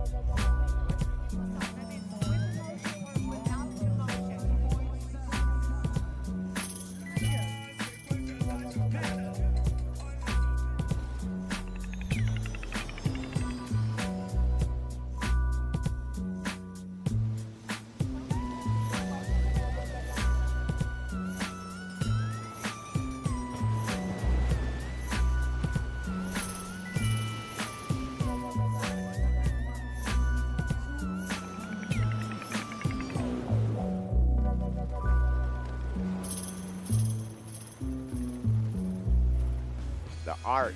Love it. We are here in the Banco do Brasil Saquarema Pro presented by Corona Cero. Banco do Brasil. Fan picks. Pretty even between Yolanda Hopkins and Anete Gonzalez Exabari Maida. Yeah, really close. 53% for Yolanda, 47% for Anete.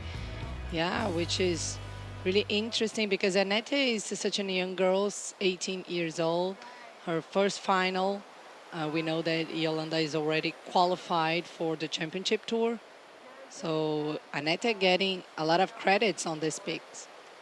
I love it. And, we talked about before, well, let's talk about this happened during the break. This was a 5.4, so not top two for Yolanda Hopkins. Yeah, and talking about consistency throughout the whole season, Yolanda is being just in point with that, but also in this heat, Kaipo, look how many waves she caught and how many waves better than a 5-point ride. Yeah. 10 waves ridden for Yolanda Hopkins, 7 waves ridden for Anete Gonzalez Exabara. We can see Yolanda's snapshot of her year. She had that runner-up finish to Nadia Erostabe in Bolito. She doesn't want a runner-up finish again.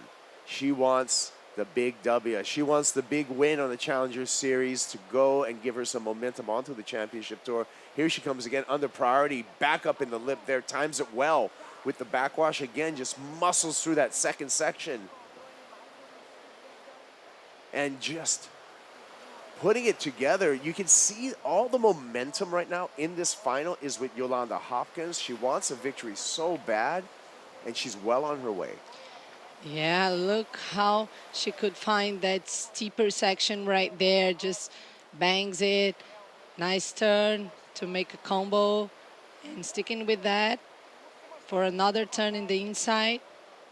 Yeah, it really amazes me how she's finding those better waves, like with this steep section to make look more aggressive and vert those turns. Anete trying to answer back, get back into this final. Nice hook on the backhand, finds a little more open face, throws a couple of body torquing snaps, and I believe she's going to improve upon her heat total with that effort. But the last effort right here from Anete Gonzalez Exabari Maida. Yeah, I think it's going to be her best wave so far in this heat. 3 turns look great, but the waves were really a little smaller than the others that Yolanda took. Yeah, well, all the momentum going to Yolanda Hopkins, a giant number. Deposit that in the Banco do Brasil score bank, a 7.33. Yolanda Hopkins on that last wave also did that under the priority of Anete Gonzalez Exabari. Like we're saying, all of the momentum in this final has been with Hopkins. Now you see the Bass Surfer needing a near perfect 9.56. Wow, what a momentum for Yolanda right now, throwing huge numbers. Oh man, it looks like it's time for our men's final coming up. Like I said, it's a rematch of the semifinal here between these two surfers from 2023 at Itaúna. And this one has been, you could see this final almost coming because both Samuel Pupo as well as Eli Hanneman have been the most informed surfers coming out round after round after round in the competition here. True, Kaipo. Eli Hanneman, he has been throwing like excellent scores throughout this week. And also Samuel Pupo just really ripping in here in every single conditions in Itaúna. So it's going to be a huge matchup between those two. There he is, 22 years old from Lahaina, Maui. Eli Hanneman was a rookie on the 2024 Championship Tour, wants to get back on that tour for 2026. He is well on his way, Eli Hanneman. Also, in this final, Sammy Pupo. Samuka, his nickname, 24 years old, 4 years on the championship tour. Hey, he was the Challenger Series #1 in 2024, taking out the top of the rankings. 2023 was number 2 in the Challenger Series, and now poised once again to make that leap back onto the championship tour after failing through the mid-season cut. Some words from Matt Myers, Sammy's coach, and the men's final is prepared on the beach. Yeah, a couple minutes to see these boys ripping. If you are around, you can just come to the beach to cheer. And Anette. Anette, 3 hangers on the backhand. Previous wave for Anette Gonzalez Exavari was a 5.33. So she once had a requirement of a 9.56, like an excellent score. Now she's reduced the requirement with that last wave score to a 7.83. Let's take another look. We're waiting for this score. Yeah, snap off the top, dealing with the bouncing wave, but beautiful turn right there.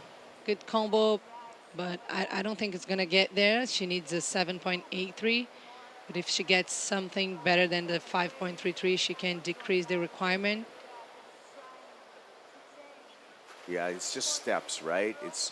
You can do it in one big leap, but you can slowly kind of chip away at it. To your point, Maida, you can see the 2 best scores for Exavari. So the math would be getting rid of that 5.33, getting a higher number, and reducing the need.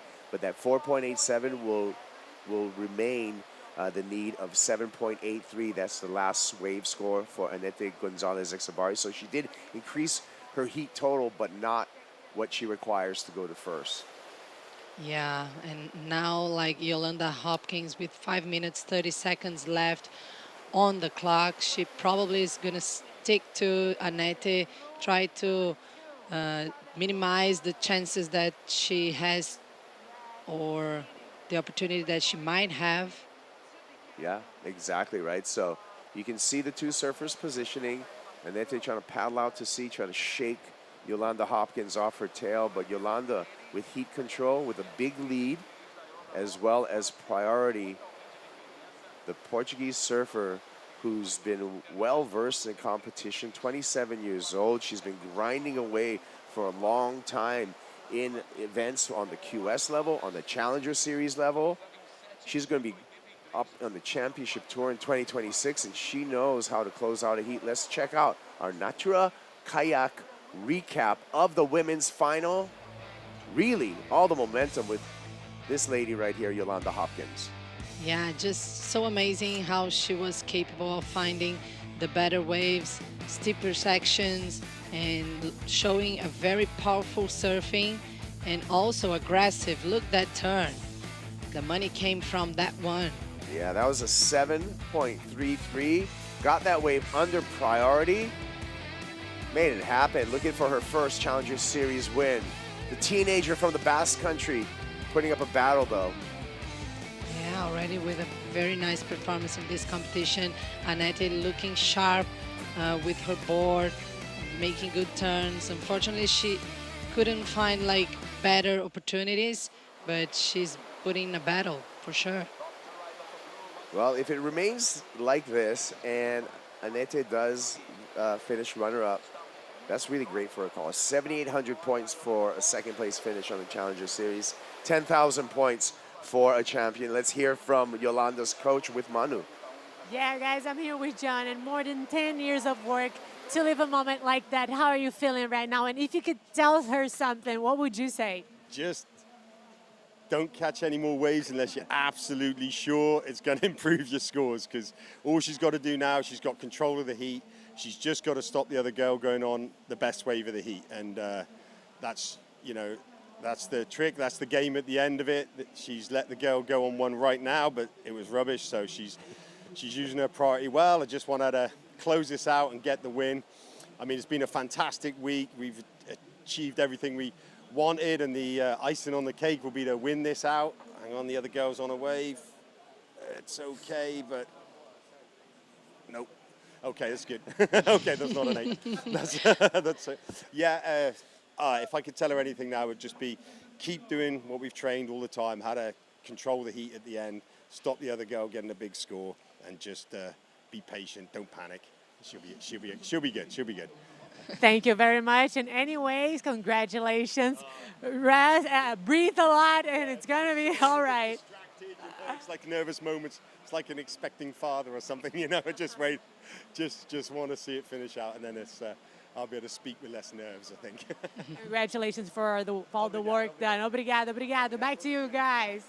Yeah, Coach John, and like we were talking about right before that interview, it's been a journey for this Portuguese surfer, just 10 years in the making to get to this moment, as well as the development right now of the European women's force. We can look at the year again. We started off with Francisca Veselko taking out event number 1 in Newcastle. Number 2, we went to Ballito, South Africa. That's where we saw a Basque surfer, Nadia Arostabe, taking out a win over there in South Africa. Then stop number 4, we're just coming off of Ericeira, Portugal. We saw the teenage sensation take a win there. I'm talking about Tia Zebrowski. Zebrowski already qualified for the championship tour, and now we are just 1 minute and 12 seconds away from another win for the European surfing force. This time it appears to be Yolanda Hopkins with her first Challenger Series victory.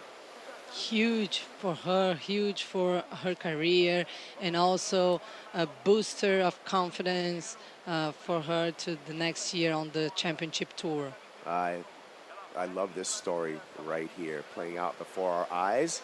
And you know what? I think Itaúna, Praia de Itaúna, likes this story as well, because it looks like the wind is kind of settling down a bit. John's still tense.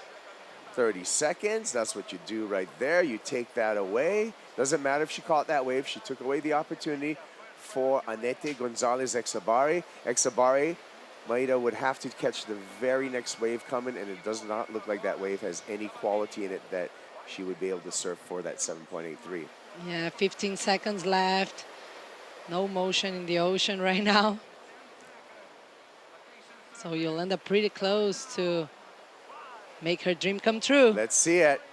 The realization right now, the hooter blows, it's official. Yo. And Portugal, John gets the sigh of relief, and Yolanda Hopkins came in after she qualified for the championship tour, said, I wouldn't be right for me to get onto the championship tour without a win on the Challenger Series. Well, Yolanda Hopkins, you just did that. Our Banco do Brasil Saquarema Pro, Corona, presented by Cero champion, Yolanda Hopkins. And it's time to hoist up that Portuguese flag. Yeah, the Portuguese flag. And we could see how such a hard worker she is. She already won, and she was talking about waves, like how she found those steeper sections. Very nice. What a lovely story. Congratulations, Yo-Yo. Amazing week. Amazing surfing, showing all of your strengths here. And also, she was capable to adapt herself in every single conditions in Itaúna. Yeah. Well, that's the victory ride on the Banco do Brasil ski for Yolanda Hopkins. What a trip to Brazil for the Portuguese surfer. Made all her dreams come true here. Qualification and a big win. For sure, Saquarema, it's going to be a place that she will keep loving it, because all the dreams, first victory, as you mentioned, Kaipo, and also qualified with two events ahead. Lovely. Going to Hawaii, just like feeling confident, free to improve her surfing in barreling waves. How amazing it is. Yeah. She's got a bright end of the season on the Challenger Series. No pressure for Yolanda Hopkins, and momentum going into Pipeline. All smiles from Hopkins, and another, a historic addition to the championship tour for the country of Portugal. Of course, we see Tiago Pires on the championship tour before. We saw Frederico Moraes on the championship tour before. We saw some wild cards from Teresa Bonvolo on the championship tour, but this is going to be Portugal's first full-time Championship Tour women's surfer. She's making some history there. Yeah, a lot of history, and she's gonna be like a force there for Portugal. It's gonna be interesting to see how she will adapt herself to the waves that we see in the championship tour. She has a lot of strength in many of those waves. Yep, and when you win, you get the water taxi service. You get a loop around, and you get a water taxi service right to the shore for Yolanda Hopkins. Again, your Banco do Brasil Saquarema Pro champion. Yeah, we saw her like being carried when she qualified this week, and we're gonna see it again right now. Time for the celebration for Hopkins and the chair up for Yo-Yo.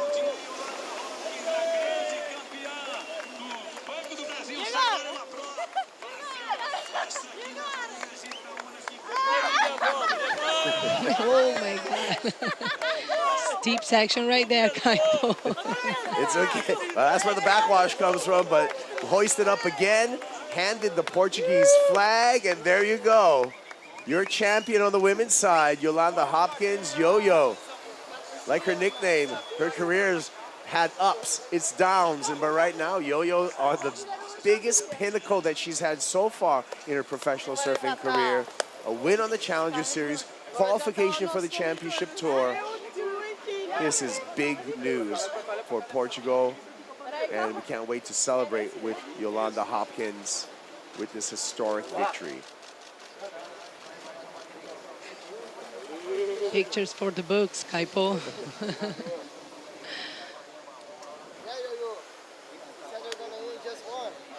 What a moment. We got our men's final in the water right now. We already have our women's winner with Yolanda Hopkins getting some social media interviews, but let's get it to the men's final.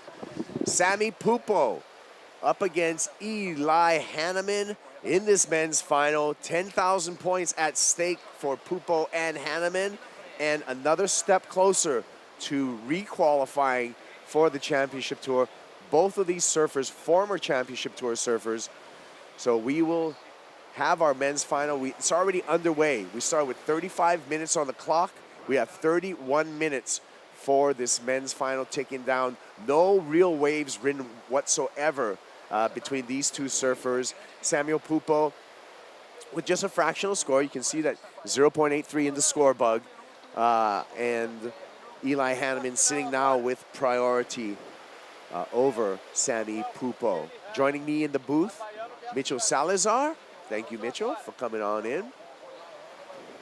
And you can speak. 2023 champion out there in the red, now ranked number 6, Kipes. Yeah, he's up 7 spots to number 6, Sammy Pupo, on the Challenger Series rankings. Thank you for joining me in here, Marcos. Oh, amazing clash, Kaipo. Super proud to be here alongside with you guys, with the previous champion here in Saquarema, tons of experience in these beach break conditions, and the reigning champion from US Open. Yeah, our US Open 2023 champ out there, the 22-year-old from Lahaina, Maui, Eli Hanneman. Hanneman up 6 spots to number 1, the leader on the Challenger Series rankings, Eli Hanneman.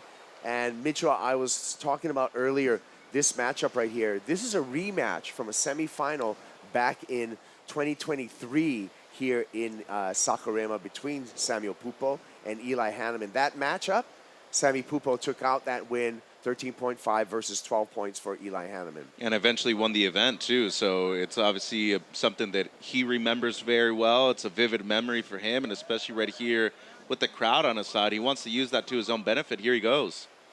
Pupo looks left, goes right. Easy snap there to start. Paced approach, throws the fins, controls the finish. Looking for a little bit more. That's how he's going to get. He will have the best score of the opening exchange, but we're still early days, Marcos. Oh yeah, he's just warming up right now. But I like the pace, like first carving and then into a Re-entry into a lip slide. He checked the left, choose the right. Beautiful first snap, setting up the board, rail to rail. Beautiful, you know, almost throw fiend type of re-entries.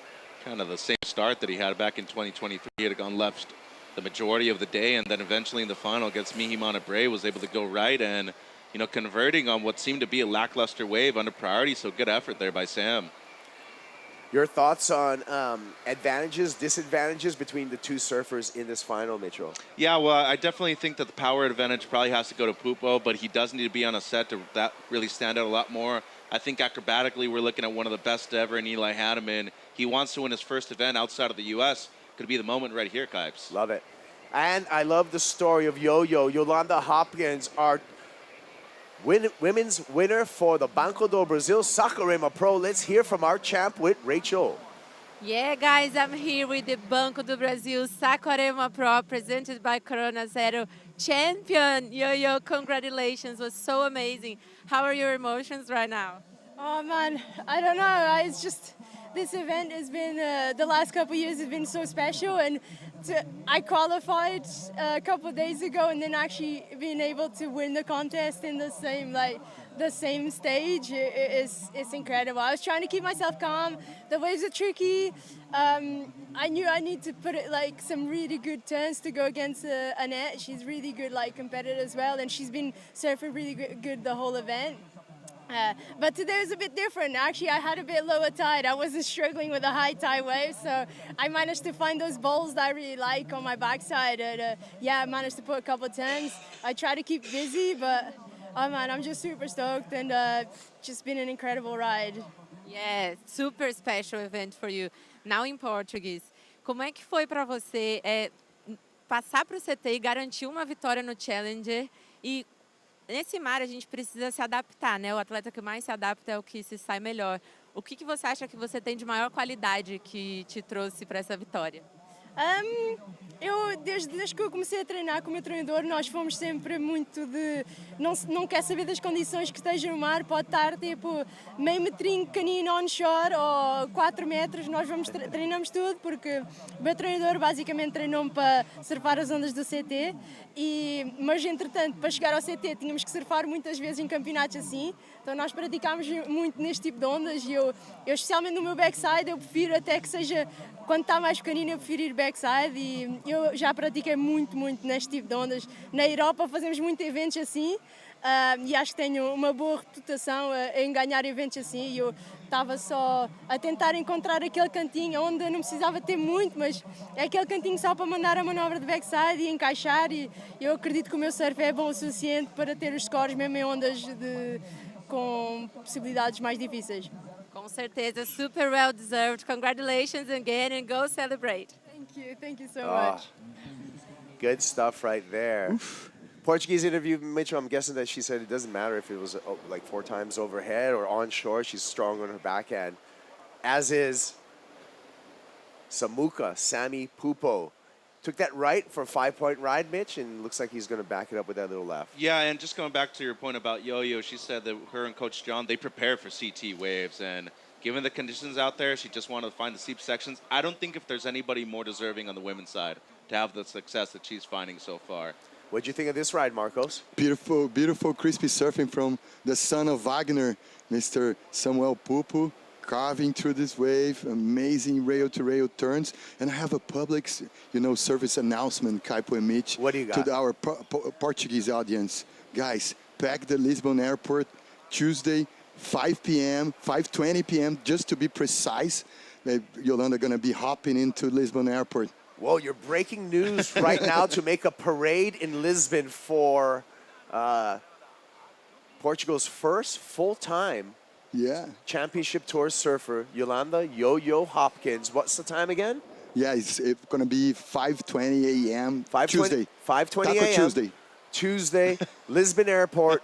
Bring the streamers, bring the flags, celebrate with Yolanda Hopkins. Bring the journals, too. Get some autographs right there going, too. And, just looking at the heat that Sam surfed for, 10 minutes gone by, he's already up into the double digits, Kaipo, and somebody who's been a notably slow starter in certain heats. He's been very selective on and off. he's off to a quick one, especially under priority. That's the thing about Sam. He has priority, he waits for waves. He's under priority, he tends to be much more active and actually searching for certain opportunities out there. The story of Samuel Pupo is so cool. Second generation pro surfer. Of course, we all know about the success of his brother Miguel Pupo, who's been on the tour for a long, long time. Made the tour in 2022 as a rookie, finished in the top 10 that year, 10th. And then 2023, shocker, got cut from that mid-season cup. Came back in 2023, runner-up on the rankings in the Challenger Series, gets back on tour in 2024. 2024, gets cut again. Goes back on the Challenger Series, Sammy Pupo, wins the Challenger Series, goes back on the tour 2025, gets cut. And right now, 2025 on the Challenger Series, all indications are pointing to Samuel Pupo requalifying for the 2026 Championship Tour, Mitchell. Yeah, and I think there's an extreme heat that I want to go to, the one against Yago at Punta Roca earlier this year. Yago's working under priority, making sure he's catching waves, extending his lead. And Sam waited there for almost 30 minutes without catching a ride. And that's a big difference working with Matt, in my opinion. You have somebody that wants you to be on waves, actually perform. What's the whole point of going out there and not showcasing your skills, right, Kipes? Mitchell, you're so right, because even we have our current world champ, Yago Dora, in an interview just after he won a world title saying, look, it's a world title, but it all comes down to moments, these little heat moments. And you're pointing out a moment of difference this year for Sammy Pupo that probably cost them, staying on tour. But he is looking good right now, up 7 spots to number 6, 10,000 points to his credit with a win here. Would do huge things. Look at Eli Hanneman.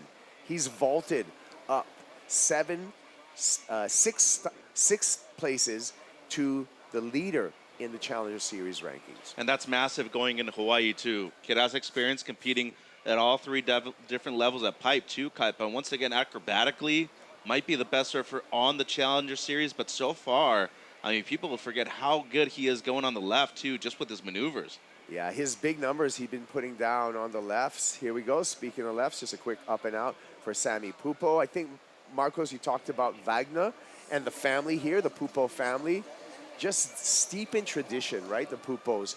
Wagner being a former professional surfer, also a surfboard shaper. I feel like the Pupo boys were like born and bred to be professional surfers. Oh yeah, those heritage families, this is the blueprint of those families, designing boards, living in the ocean. That's why we connect the Pupo family with the expression from Hawaii, Ohana Pupo. Yeah, the original board company for Wagner, and the original really boards for both Sammy and Miguel was the OHP Designs, Ohana Pupo Designs. Exactly. Right now, Wagner working with the brilliant JS Industries, and both Sammy and Miguel on those JS Industry boards, Mitchell. I think that's been a huge change for them personally. The fact that both Miggy and Sam own the license down here in Brazil, Wagner shaping them at home right there in the same factory. But you get, as you said, during the previous heat, most of these boards, a lot of these models, it's really just something that you can already get from the computer.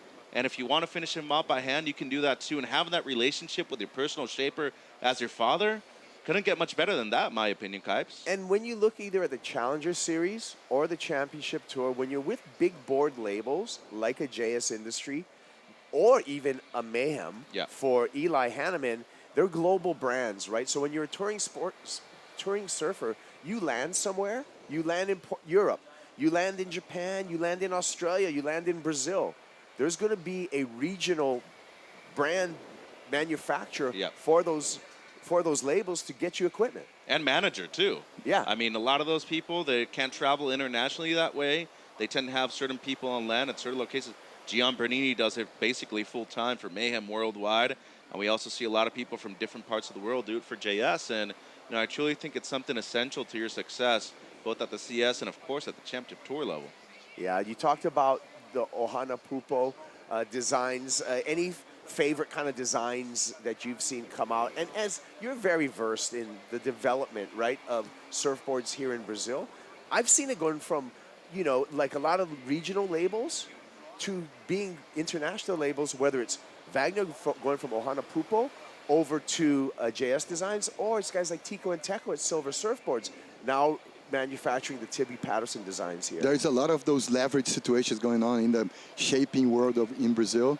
And there's like Rodrigo Silva putting out the CI boards. That's there's, right. Yeah, Chico and Teco with the Team Patterson. So those, big brands almost sustain, the amount of business that you can put out, and then kind of put your own brand underneath those brands and pretty much in the underground scene. But it's amazing to watch those, family surfer shaper relationship being built. And it's a mutual relationship. I feel the big brands bring like the files and like some of the mainstream models, but I think some of the regional shapers, and I'm going to go especially to Tico and Teco over at Silver Surfboards, have enhanced Timmy Patterson's program with Italo Ferreira. Mostly like Timmy shapes some of Italo's boards, but the majority are Tico and Teco boards. Yeah, that's why they're merging. They're so in tune, in connection, because mostly they are finishing a lot of boards here in Brazil for Italo with the designs from Timmy, but you gotta trust the guys that he's throwing the files to. I guess the word would be, Mitchell, collaboration. 100%, and it's the same thing as competing. You're only benefiting from each other. You're feeding off of each other, and that friendly competition and, as you said, collaboration right there improves everything for everybody. And I think that's why we've also seen a big increase in more boards coming into this part of the world.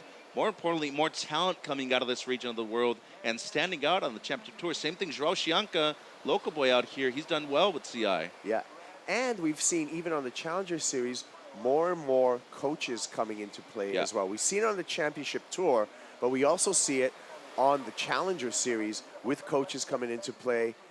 Chris Gallagher has been in the corner of Eli Hanneman, and I feel like he's just been a cornerstone for Eli, calming him, giving the strategy, always a second eyes on the conditions. Chris Gallagher has been doing an exceptional job with Eli Hanneman.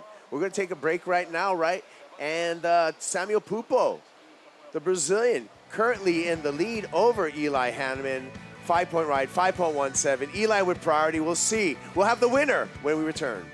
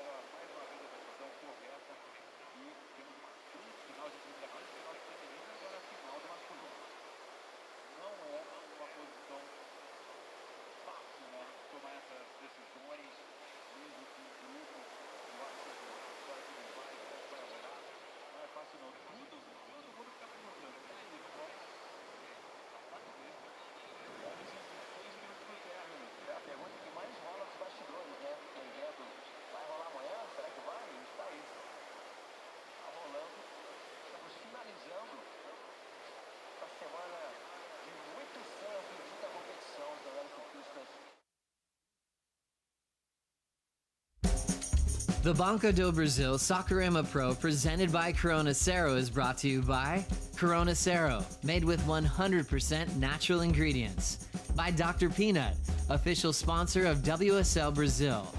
By Probiotica, for real achievements. By My Terra, official sponsor of WSL Brazil. And by the City of Saquarema, official host of the Banco do Brasil Saquarema Pro presented by Corona Cero.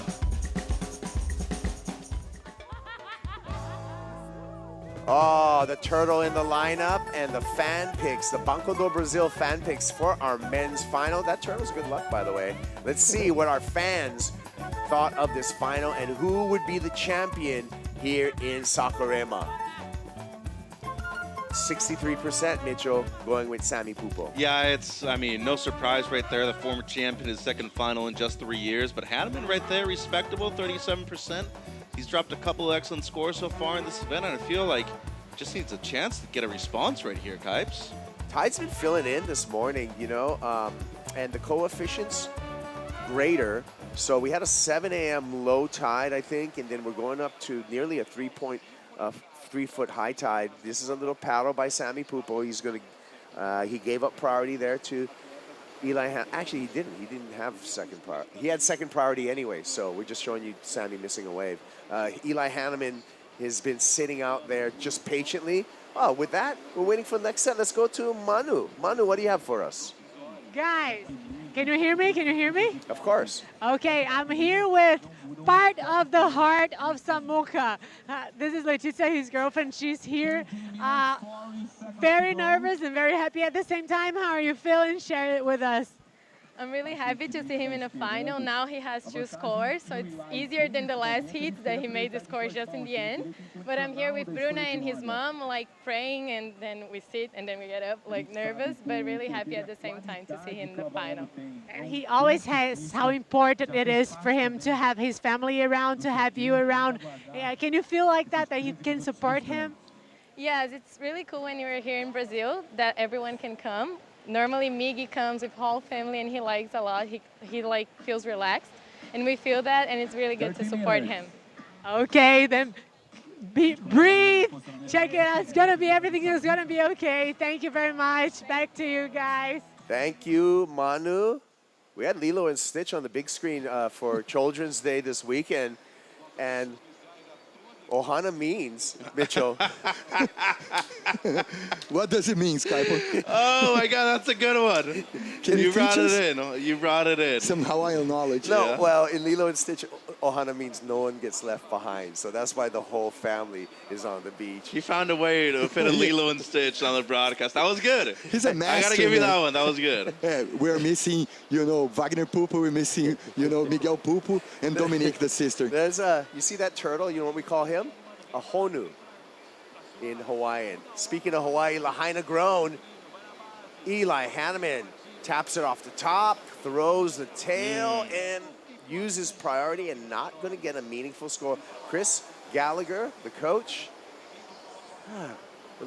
maybe a little frustration with that. Yeah, and now with just under 12 minutes, the heat's, still available for him to take the lead. He needs a couple of fives. He can do it with one score. 9-5, we've seen him score, scores above that in the past. And second turn, I think just a bit forced for how flat the section was, not as steep. And you can see right there his reaction. That's a guy that's done thousands of those in his life. So he knows really when that wave stands up, he's going to try to throw the tail around once again. But maybe an insider right here. Double up potentially. Quick thinking here, and just pushes too hard there. Eli Hanneman. Again, bigger coefficient right now. So what's happening, that's why we got started really early this morning, by the way, Marcos, right? That we had the low tide at 7, about a little bit before 1 o'clock, and it's 9 right now, so we're halfway there, but we have a fat 3-foot high tide at 1 p.m. today. Yeah, the variation is not so high, but, since the tide was filling up a little bit, the waves got a little more, fat in some places, but a little more volume in other places. And right now it's trying to grind, Eli. Surfers knew that, Mitchell. Surfers knew to prepare for that too. Surfers also knew to prepare for today. You may be asking, why are we holding the finals in one of these smaller days? It's because we're trying to get through the finish line right now here. We have a giant storm coming for the last day of the window, so likely going to be unrideable. So everyone knew what was going to be happening today. Yeah, and there was a potential chance that we finished it yesterday afternoon. That's why we went on hold. We were, thinking about running it, but the tide was just too full still. But now this morning, as you said, everybody was knowing what was on the line, and 3 feet the high tide at just about 1 p.m. and the low, quite low, and this truly is the biggest differential. It hasn't changed that much over the week. Turtle right there. We call it a honu in Hawaiian. And the turtle has a favorite song, Mitchell. A whole new world. That's two. That's two in the same heat. You're on fuego right now. 3 strikes, where you at? I know. Trying to fight back here, Eli Hanneman. Just a 2.83. In his scoreline, the only kind of meaningful score, still searching under the priority of Samuca Samuel Pupo, but Marcos Sammy Pupo. he's a veteran. Only, you know, he's only 24 years old, but he's a veteran when it comes to competition. Oh. He knows how to hold this priority right here. For sure, he knows how to play the cards. He's so mature for such a young age. He been bouncing in and out from the CT, as you were telling in the beginning of broadcasting during the finals right now. He's the king of Brazilians in my point of vision. And actually, Samuka, you know, even as a young child, he was able to travel with his older brother, Miguel, who's, 9 years older than him, on the championship tour. So he's been exposed to competition surfing at a high level since he was very, very young. He's taking my notes since there, for sure. Knowledge spreading from Wagner, spreading from Miguel, and for the whole Brazilian, you know, crowd. Miguel now is super tight with ADS, Adriano de Souza, so he feeds himself a lot of wisdom from those guys. Yeah, and you know, I mean, since we're talking about the Pupos, Mitchell, the career of Miguel Pupo. Underrated, yeah? So incredible. Yeah, yeah. He's been on the tour for so long. He's won probably one of the most prestigious events. He fell off tour last year. Yep. Got back to this Challenger Series, worked his way right back on the championship And in tour. few events, too. He was injured for a good amount of it. And, yeah, once again, I think having that sense of family on tour is something huge. But more than anything, the commodity of having somebody that you look up to in that way is even bigger, in my opinion. So the fact that they're good friends, they're sparring partners, they ride for the same level. They faced off against each other in CT competition, too, which is very surprising considering their rankings at that point of the season, too. Do you remember the heartbreak in Western Australia where the older brother eliminated the younger brother's chance to stay on tour between Miggy and Sammy? They had to do what they had to do. That was one of the an emotional time between the two brothers, but the two brothers have both pulled it back through. In the end, it's still, you know, your job that you have to do out there. Yeah. All right, let's take a natural kayak recap so far of what's happened in this final. This final, Marcos, all Samuka. Without taking chances against Eli, swinging from the fences at the first chance. Beautiful, like he entered into a lip slide kind of throwing thing, turn. Found the left here, Mitchell, 5.17. Yeah, this is his personal best, so going right, then going left, and of course, that same trusty board that he's had under his feet all event long, whether it's bigger, whether it's smaller, things working great. I just like the patience on both of those waves, not rushing anything, especially with his wave selection.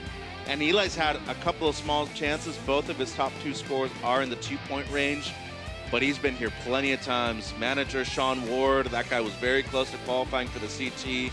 He's ran plenty of 10, 5-minute drills in the past, Kaipo. And he can do it with one wave, 7.34. It has to be the best of the heat, but I guarantee you, he gets the ramp, he's going to be able to go for it right here with 6.30.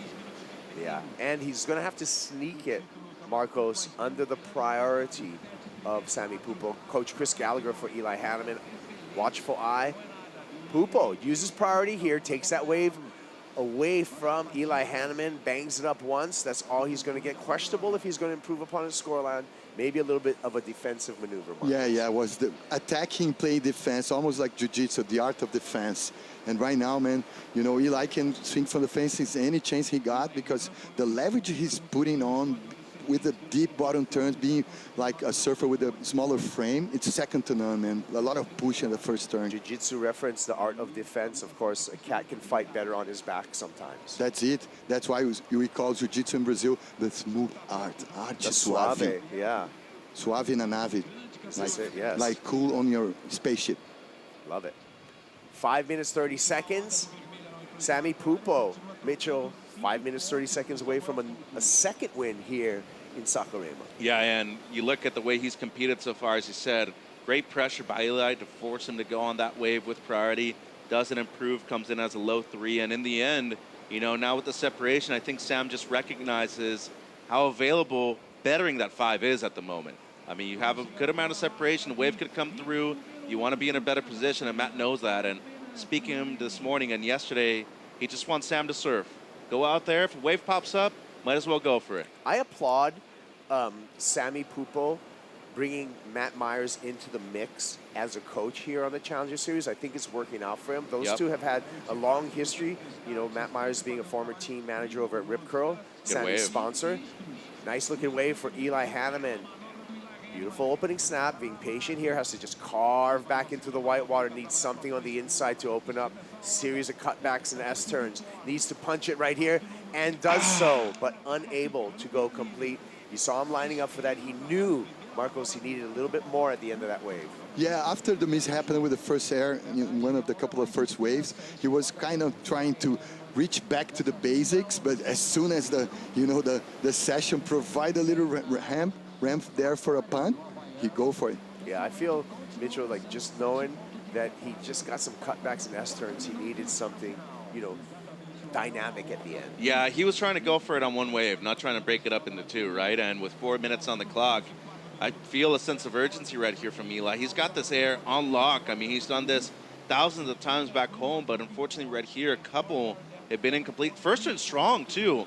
Gets him to the lip right there, throws a lot of spray, but as you said, after this, catches a bit of a rail coming out of this turn right there, slows him down, and he has to readjust. Right here, though, make sure that his back foot is on the traction pad fully. Just comes off when he was in the air. So an unforced error right there by Eli. Coach Chris. Can't believe it. That's an error he does in his sleep. But it's going to be his best by far. So 3 minutes, if I'm Sam, I'm moving over to him right now. Samuka Sami Pupo knows how to close out a heat. 3 minutes remaining. Priority to Sami Pupo. Heat control. He's got the lead. He's got priority.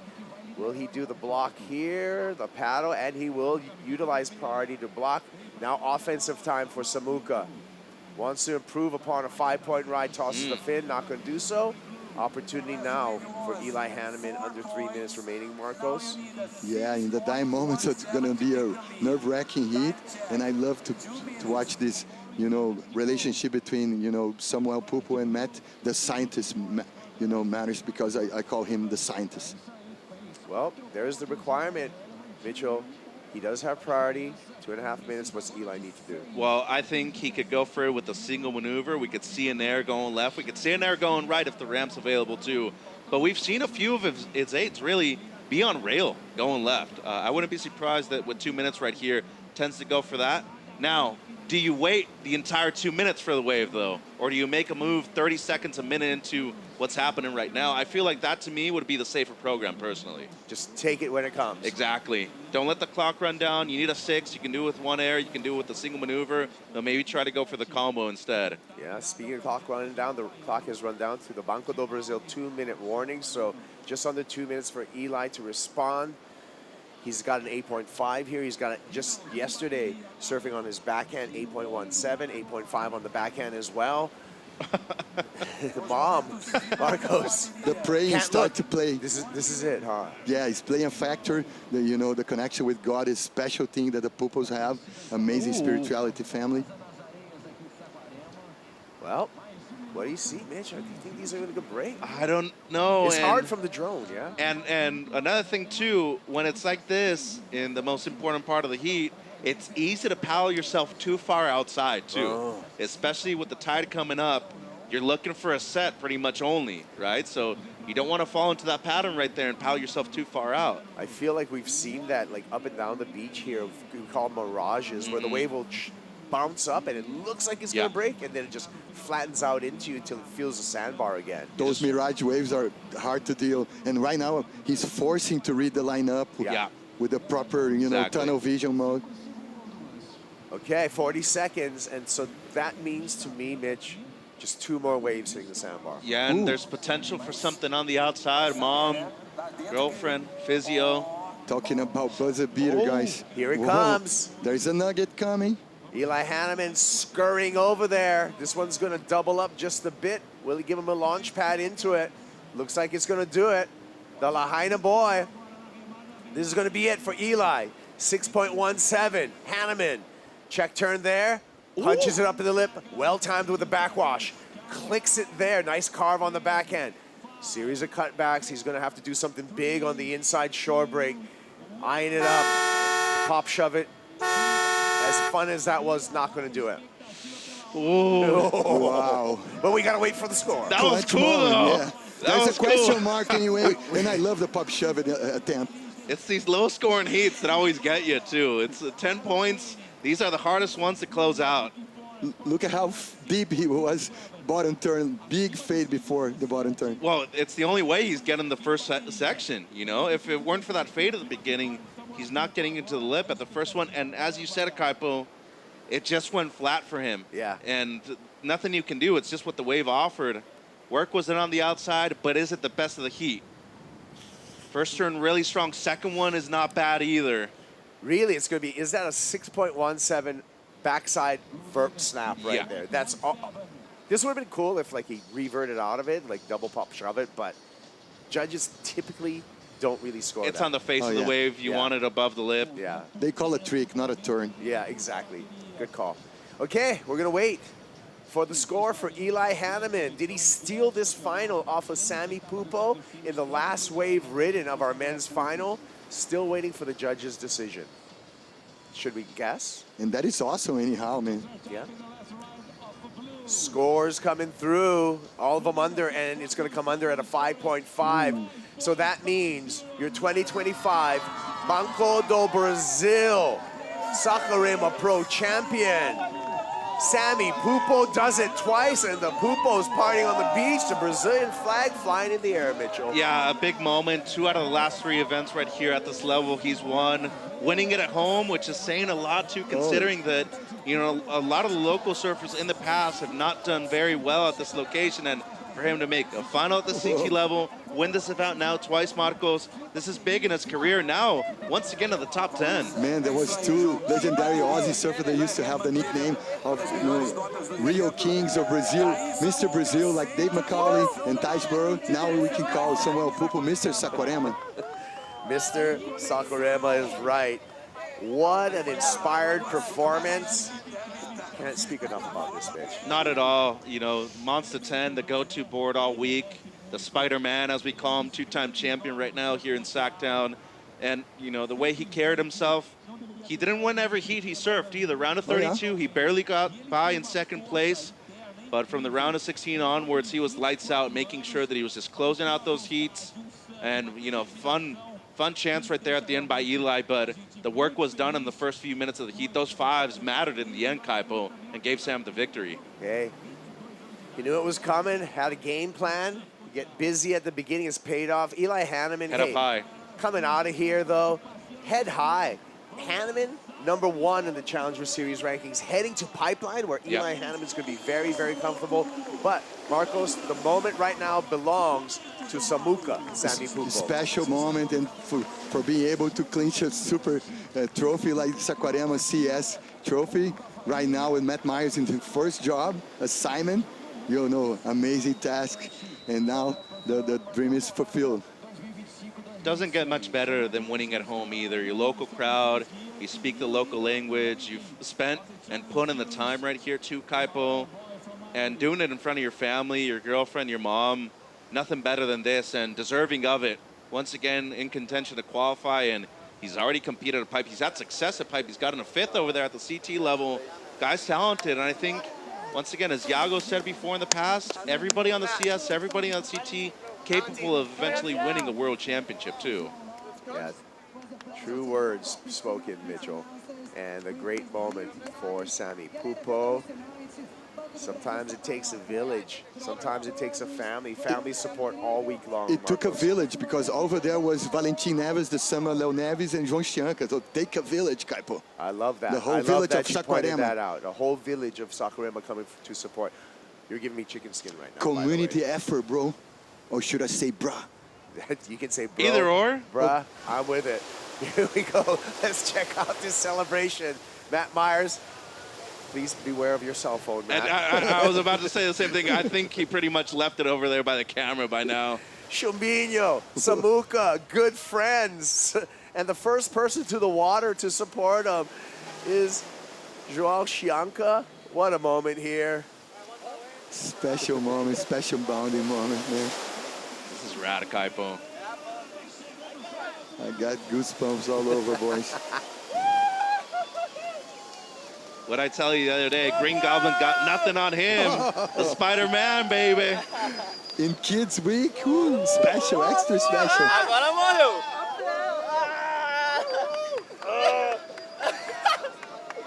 Up the sandbag. girls are fit.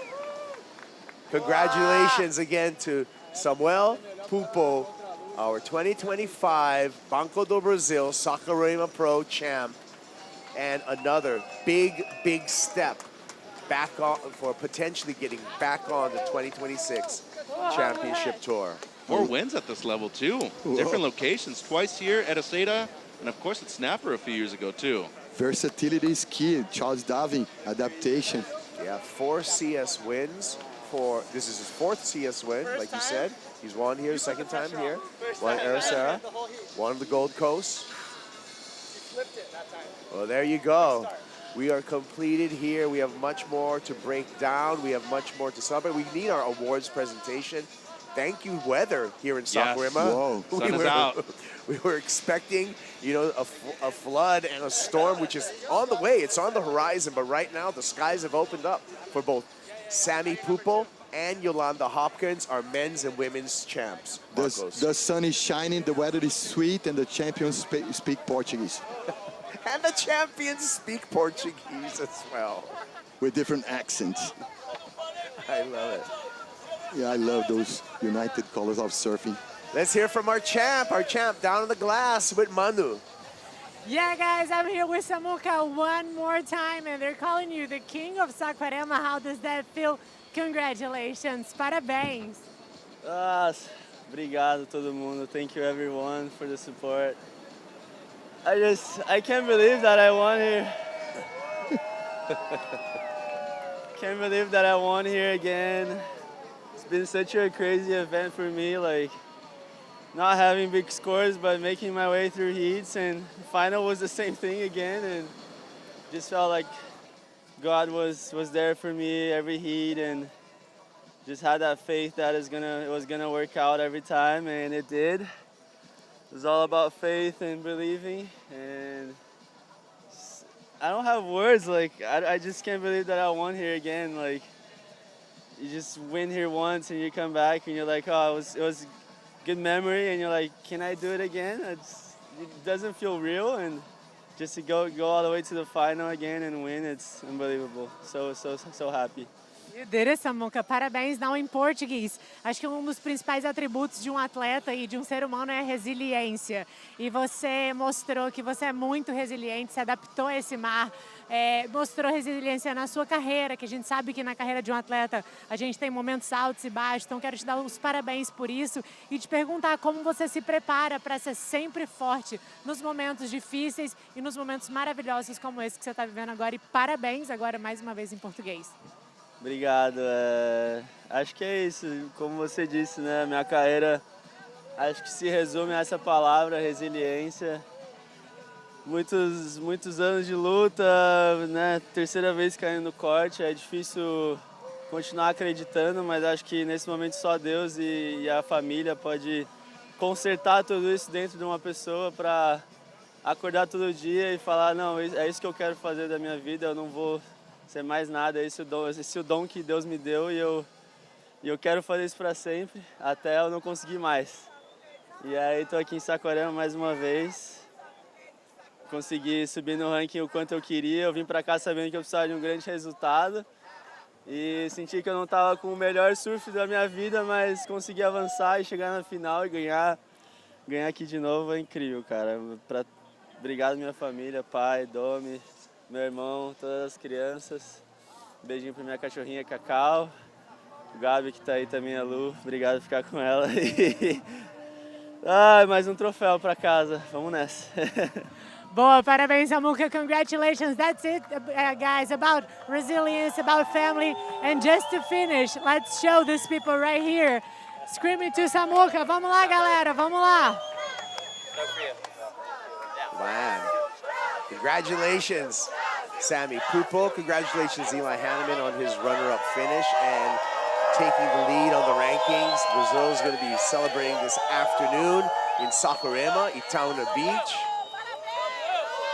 It's been a great event. It's been a long road to get here to our 2 men's and women's champions.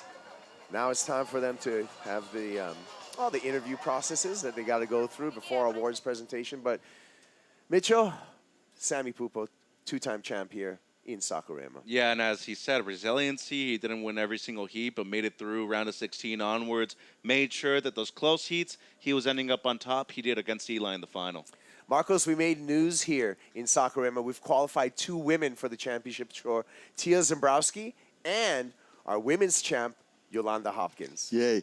Brazilian Storm is still balling, but watch out with the European Storm is going off right now. Amazing, man. What a beautiful contest. What a beautiful emotions during all the week. Different conditions, versatility, resilience, everything pay a factor here. Yeah, it's been a long road. We're going to recap the entire event and all of the roads for a winner for Sammy Pupo, Yolanda Hopkins, Corona Cero post-show right after this.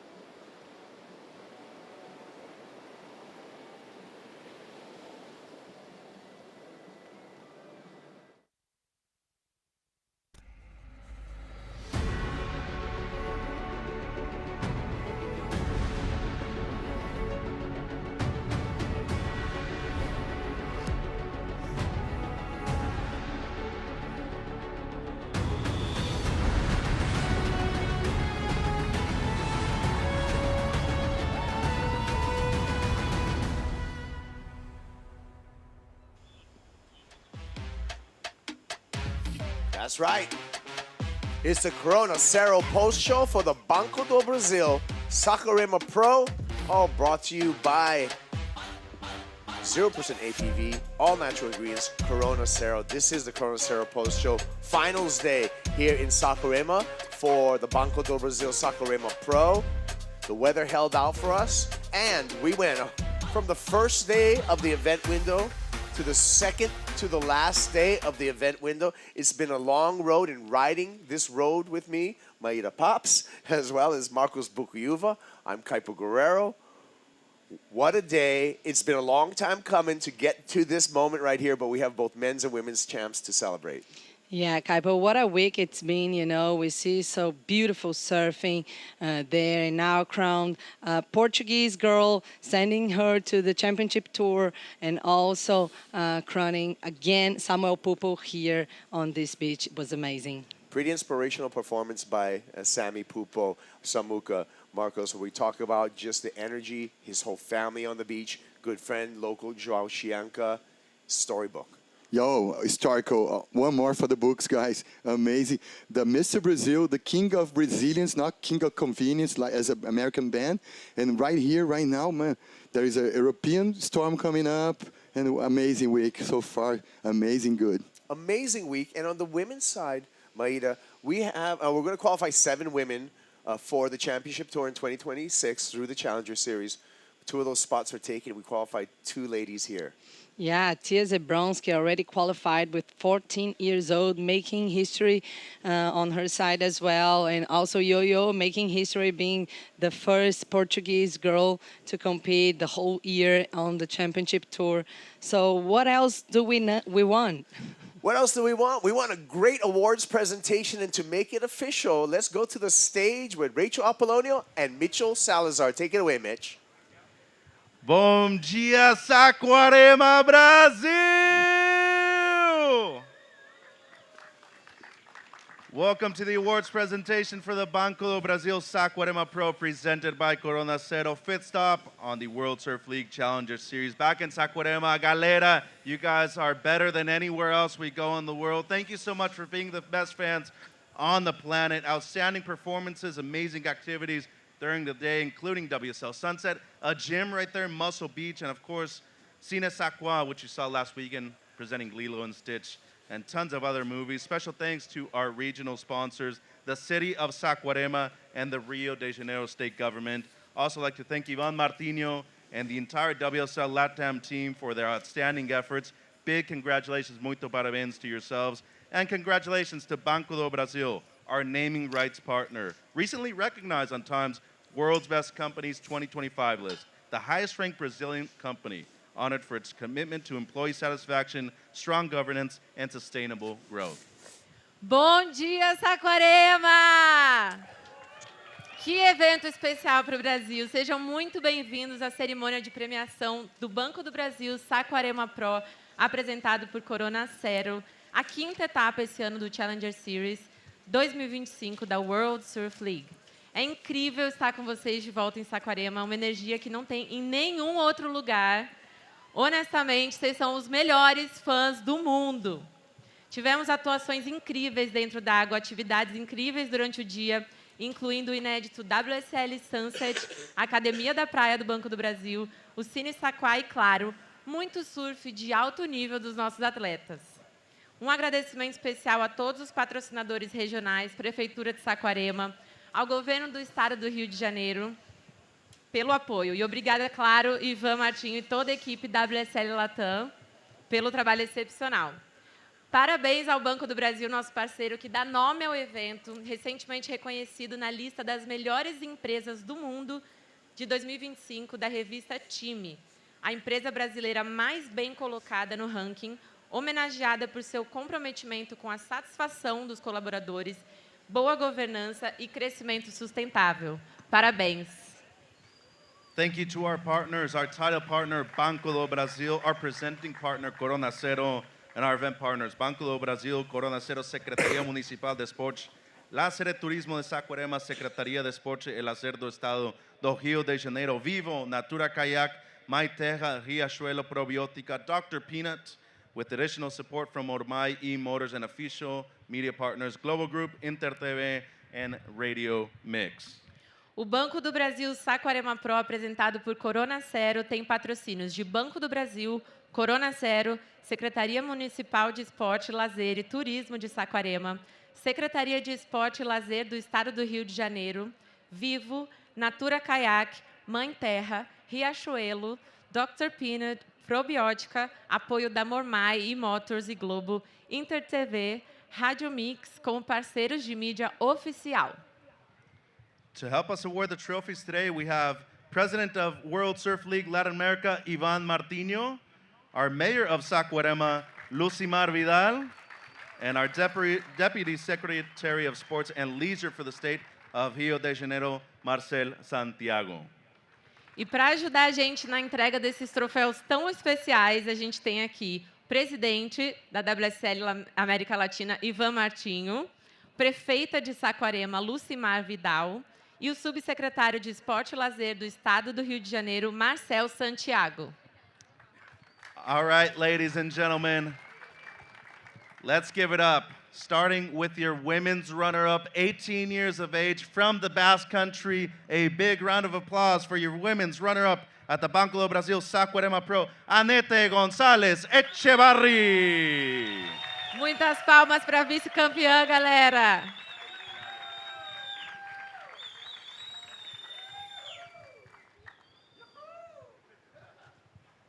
And your men's runner-up at the 2025 Banco do Brasil Saquarema Pro, Hawaii's Eli Hanneman. Muitas palmas também para o vice-campeão, que surfou muito bem o evento todo.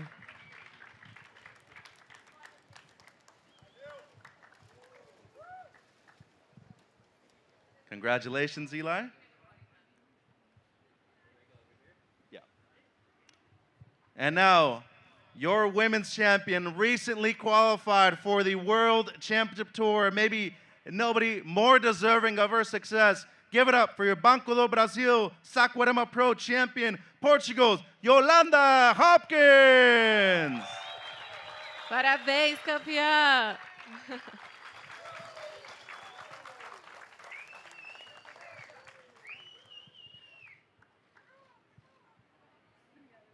Muito parabéns, Yo-Yo. And ladies and gentlemen, 2 out of the last 3 years, the native son of Brazil. Give it up for your 2025 and now a 2-time champion here at the Banco do Brasil Saquarema Pro, Samuel Samuca Pupo!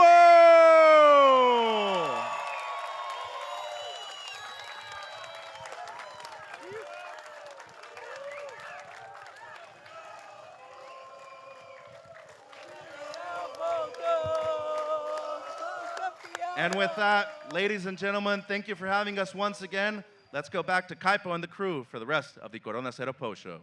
Thank you very much. Obrigada, galera. Parabéns. All right. That's right. What a week we've had. Almost running heats almost every day of this window, concluding. This was a massive conclusion here in Saquarema. The PB Arts Trophy there getting hoisted above the head of our men's champ. That child right there on the trophy, signifying your childhood dreams and the childhood dreams of our surfers being fulfilled, earning their spot on the championship tour, which Yolanda Hopkins did. Sammy Pupo making a big step forward to getting back on that championship tour with a win here in Saquarema. You guys, man, we have so much to talk about. And so much to talk about on the men's side. Maida, Sammy Pupo, a 2-time winner here. Yeah, his surfing really suits this wave, and he comes always with his family, who really provides him a lot of confidence here. So he's been ripping the whole week, and that's the result, you know. That's the result. Let's take a look at the bracket and Sammy's road to a second victory here in Saquarema. Started off in the quarterfinal against a dangerous up-and-comer, a ripper, Kawa Costa. Oh, for sure. One of my favorite dark horses here in the CS scene. Amazing surfer, well accomplished already in the regional tour, and now is coming to the limelight of the CS. So this is the quarterfinal between the two for Sammy. This is where it all started. Had to be poised against Kawa, but he was victorious, moved on to the semifinal right here. Yeah, he was very precise, like picking those waves. And this one he took under priority. It was the 4.1. Like, it just very good on wave selection on that heat. Moved on to this morning, Marcos. Semifinal number 1. Sammy coming up against Narrabeen's Jordy Lawler in that semifinal one. Conditions looked a little bit different, but Sammy was able to get through this heat. Waves full of chops. He was like slicing and dicing, full of speed, connecting rail to rail. A lot of experience playing factor here with this big result. He's the king of resilience for that, man. He can adapt to any sort of situation. Needing resilience here, needing to adapt to the conditions early this morning. Samuka was able to get past Jordy Lawler.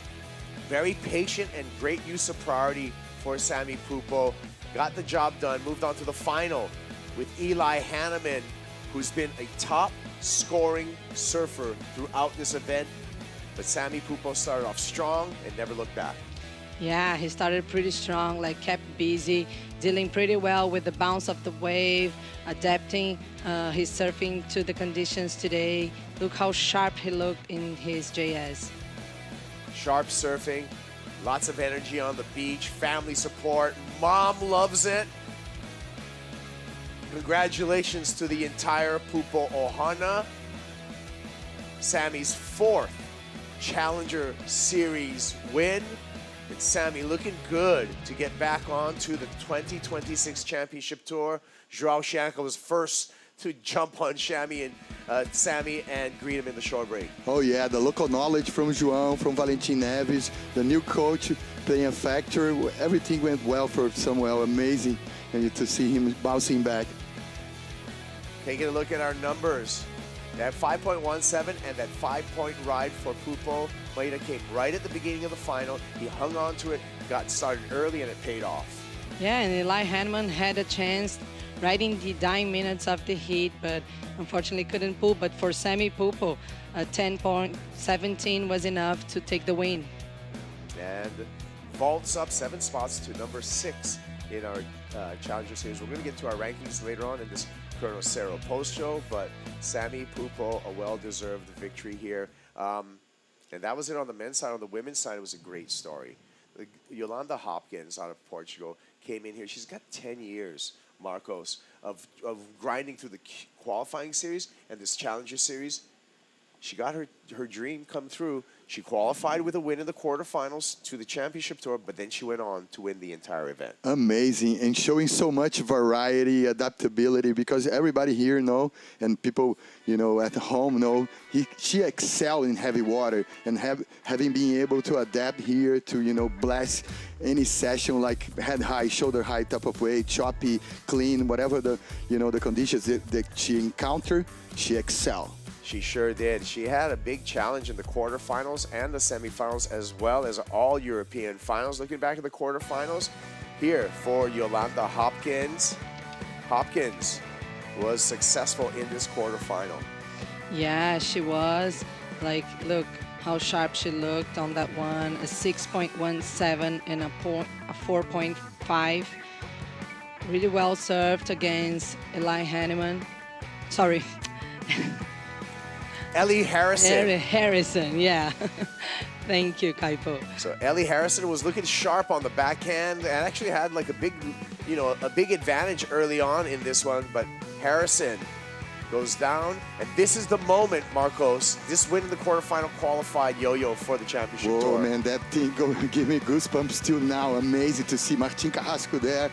You know, Afonso Antunes, the son of the Reaper from the past, you know, João Antunes, and the John Case, man, a British guy with Australian blood that resides in Portugal, a daddy figure for Yo-Yo, amazing. I want to see all the boys, all the girls from the surf community in Portugal, Tuesday, 5 p.m., 5:20 p.m., back in Lisbon Airport, guys. Semifinals up against Sally Fitzgibbons. Yolanda Hopkins came up against a veteran, but Yolanda, on that dependable backhand surfing, moved on to the final. Yeah, since she got out of the water, celebrated the qualify, she was already talking about winning this event, so her mindset was all set for what she done here. She had today. the eyes on the trophy already before the final. Taking a look there, all European final, like I said, up against the teenage Basque sensation, Annette Gonzalez extra body, but again, Yolanda Hopkins, dependable on the backhand, Marcos, she took the win. Adaptability, man, being a grinder, never give up attitude, surfing on backhand. Portugal is so well known by the versatility of the surfers, but more into the forehand rights, perfect point breaks there, and she adapts so well, with a lot of knowledge from southeast of Portugal, with the beach breaks of Costa Caparica all the way to Sagres and Algarve. Well played final for the Portuguese surfer, Yo-Yo. And the water taxi on the way in actually got her highest single score under the priority of Gonzalez Echevarri. It's been a big week, wonderful week for Yo-Yo Hopkins. Yeah, it was just amazing what she's done in this final, how she was capable of finding the steeper sections and putting huge turns. Look, the 7.33, the highest score of the day as well today, so amazing. 13.16 versus 10.2. Hopkins running away with the women's final, and we're looking forward to seeing her surf pressure-free in the next event, stop number 6 of the Challenger Series. We're going to have that in pipeline, but right now we want to thank our entire cast, our whole crew that make this possible. There's our WSL Brazil crew, and Sakwa straight in the middle, Marcos. Amazing to see the big bird there, mingle with the whole Latam team. Amazing to be able to be here alongside with you guys also. Wow, goosebumps all over. Yolanda clinching the slot on the CT, proving his resilience, Samuel. Amazing. It's a great Out week. of breath over here, almost out of words. we love all of it. We love you guys as a crew. It's a real Tamo Junto thing over here. Okay, let's look at, Maida, our natural kayak wave of the day. This was done under priority, and this earned Yolanda Hopkins a title here in Saquarema. Let's take a look at the wave of the day for Yo-Yo Yolanda Hopkins. Yeah, as I just mentioned before, look, this section that she was able to find and just snap on the face, really strong, showing how powerful her surfing can be, and then keeping on track for the rest of this wave. That's right. Well, stop number 5 is done, so it's a time to look at our Women's Challenger Series rankings. Coming off of stop number 5, Marcos, Yolanda Hopkins qualifying for the championship tour, and now she's on top of the rankings. Amazing to see this top 5 just with 4 girls from Europe and just one Aussie there, Sally. Oh, we can call her the queen of resilience also. And look at Annette Gonzalez Echevarri. She's above the cut line to make the championship tour. The European teenager from the Basque Country gained a lot of ground here in Saquarema, Maida. Yeah, for sure. Kaipo, her first final on the Challenger Series, an important result for her by this time of the season. Grinded a lot on the rankings, and she's right there. So going to Hawaii with this vision of the rankings. Yeah, pressure-free for both Yolanda Hopkins and Tia Zabrowski going to stop number 6. Our men's rankings coming out of stop number 5 here in Saquarema. Eli Hanneman with that finals appearance, Marcos, he's on the top of the pack. How about head-to-head in the finals and head-to-head in the brackets of the ranking, the Hawaiian surfer with the Ohana surfer from Brazil. Look at Sammy Pupo, number 2. So I'm going to tell you right now, Eli Hanneman, Sammy Pupo, Oscar Berry, and Luke Thompson looking really good for CT qualification. We can't make that official, but that top 4 right there with their points looking really, really good in the mix. Of course, Winter Vincent gained ground here, made up. He is right above the cut line in the 10th spot. So that's what's happened here. Let's celebrate what's happened here. And how do we celebrate that, Maida? With Coronas. And our Dr. Peanut Dr. top Peanut. 5 moments. Let's check out our Dr. Peanut. Call the doctor. Dr. Peanut's got our top 5 moments of the event. Number 5, Marcos, we gotta celebrate the surfing from all of our Japanese surfers here making a mark. What a crew, what a level of surfing they are putting on right now. The land of the rising sun, rising to the occasion. Beautiful classic surfing, rail to rail from the girl. Mirai Keita was great on her backhand, going excellent with this consistency that she's had. Yeah, this was an 8-point ride, Kaipo. She really ripped the whole week long, and all of the Japanese girls ride up one to another. Yeah, Amaru Suzuki was solid, the Olympic bronze medalist. and former world junior champ, was performing here at Saquarema with a solid finish. Solid finish, good upside down surfing, a lot of IQ of surfing inside this Japanese crew of professionals. What about Nanaho Suzuki? She was also a top performer here, the Japanese surfer. Again, great backhand, great performance on the lefts. Nanaho, she gets the flag in the hair. Oh yeah, amazing. And on the men's side, quarterfinal finish for KJ. Keijiro Nishi, Marcos, with some sharp surfing on the forehand. My favorite up-and-comer from Japan right now. I see some glimpse throughout the event of Kalani Hop 3.0. Amazing, responsive board, always smiling, you know, putting a smile on our face when he was ripping those laughs. Carbon fiber to coral under his feet. Snappy finish there for KJ. Number 4, we made history, Maida. Sister semifinals with Yanire and Anete Gonzalez Echabari. Yeah, it was really interesting to watch these girls competing together, all this family rivalry. And yeah, Anita did a pretty great job trying to stop her younger sister, but Annette was looking great on on her board and sharp.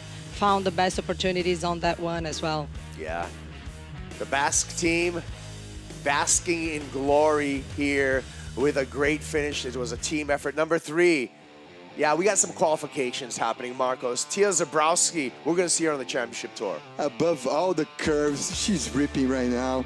The places that she put the boards, the maneuvers that she can, you know, the way that she attacked the lip, the way that she, you know, provide like real good surfing on air, she's second to none, one of the best for sure. Congratulations to Tia. Yeah, she looks so confident in such a young age. Another qualifier, Yolanda Hopkins, welcome to the 2026 Championship Tour on the way for the Portuguese surfer. Yeah, what an amazing job. Such a hard worker surfer. She put everything together. She was able to adapt herself in every single condition, showing the strength of her backhand surfing right there, and did what she was supposed to do, like qualified here in the fans. I mean, look how happy they were. Number 2, our 2-time men's champ, Sammy Pupo. Solid clash, beautiful snap, combining into a, you know, he entered into a lip slide, steady surfing, smart surfing, out of the gates, grabbing a lot of waves since the beginning of the starting of the heat. Amazing rhythm from Samuel. Throughout the event, he was almost in the shadows there, just winning, but not impressing so much, and going up against the most standout surfer out there, Eli Hanneman. Amazing clash in the end. Sammy Pupo up to number 2 in the rankings. Yolanda Hopkins, what a week that she has had. She's qualified for the championship tour as well, Maida, as winning her first Challenger Series event. Yeah, this for sure is going to boost her confidence for next year. And going now to Hawaii, pressure-free. Look, those turns look pretty great. That one was the 7.33 in finals. So amazing what she has done. Amazing this European affair, guys. Watch out. That's right. 4 finals, 1 out of 5 events on the women's side by European women surfers. It's a movement happening right now. Taking a look again to Saquarema, a town that's been very good to us this entire week, providing us with a ton of opportunity as we wrap everything up. Oh, man, this has been a great week, you guys. I want to thank you, Maida. Thank you, Kaipo, for having me here. It's a pleasure. It's been great. Marcos, I want to thank you. I want to thank our entire team. October 24th, though, action's going to continue. The longboard tour kicks off in Abu Dhabi, and January 29th, the Challenger Series, stop number 6, happens at the Bonsai Pipeline. Make sure to check into worldsurfleague.com for all of the updates. And I want to wish you all, valeu, aloha. We'll see you at the next stop. Aloha. Valeu. Thank you, bro.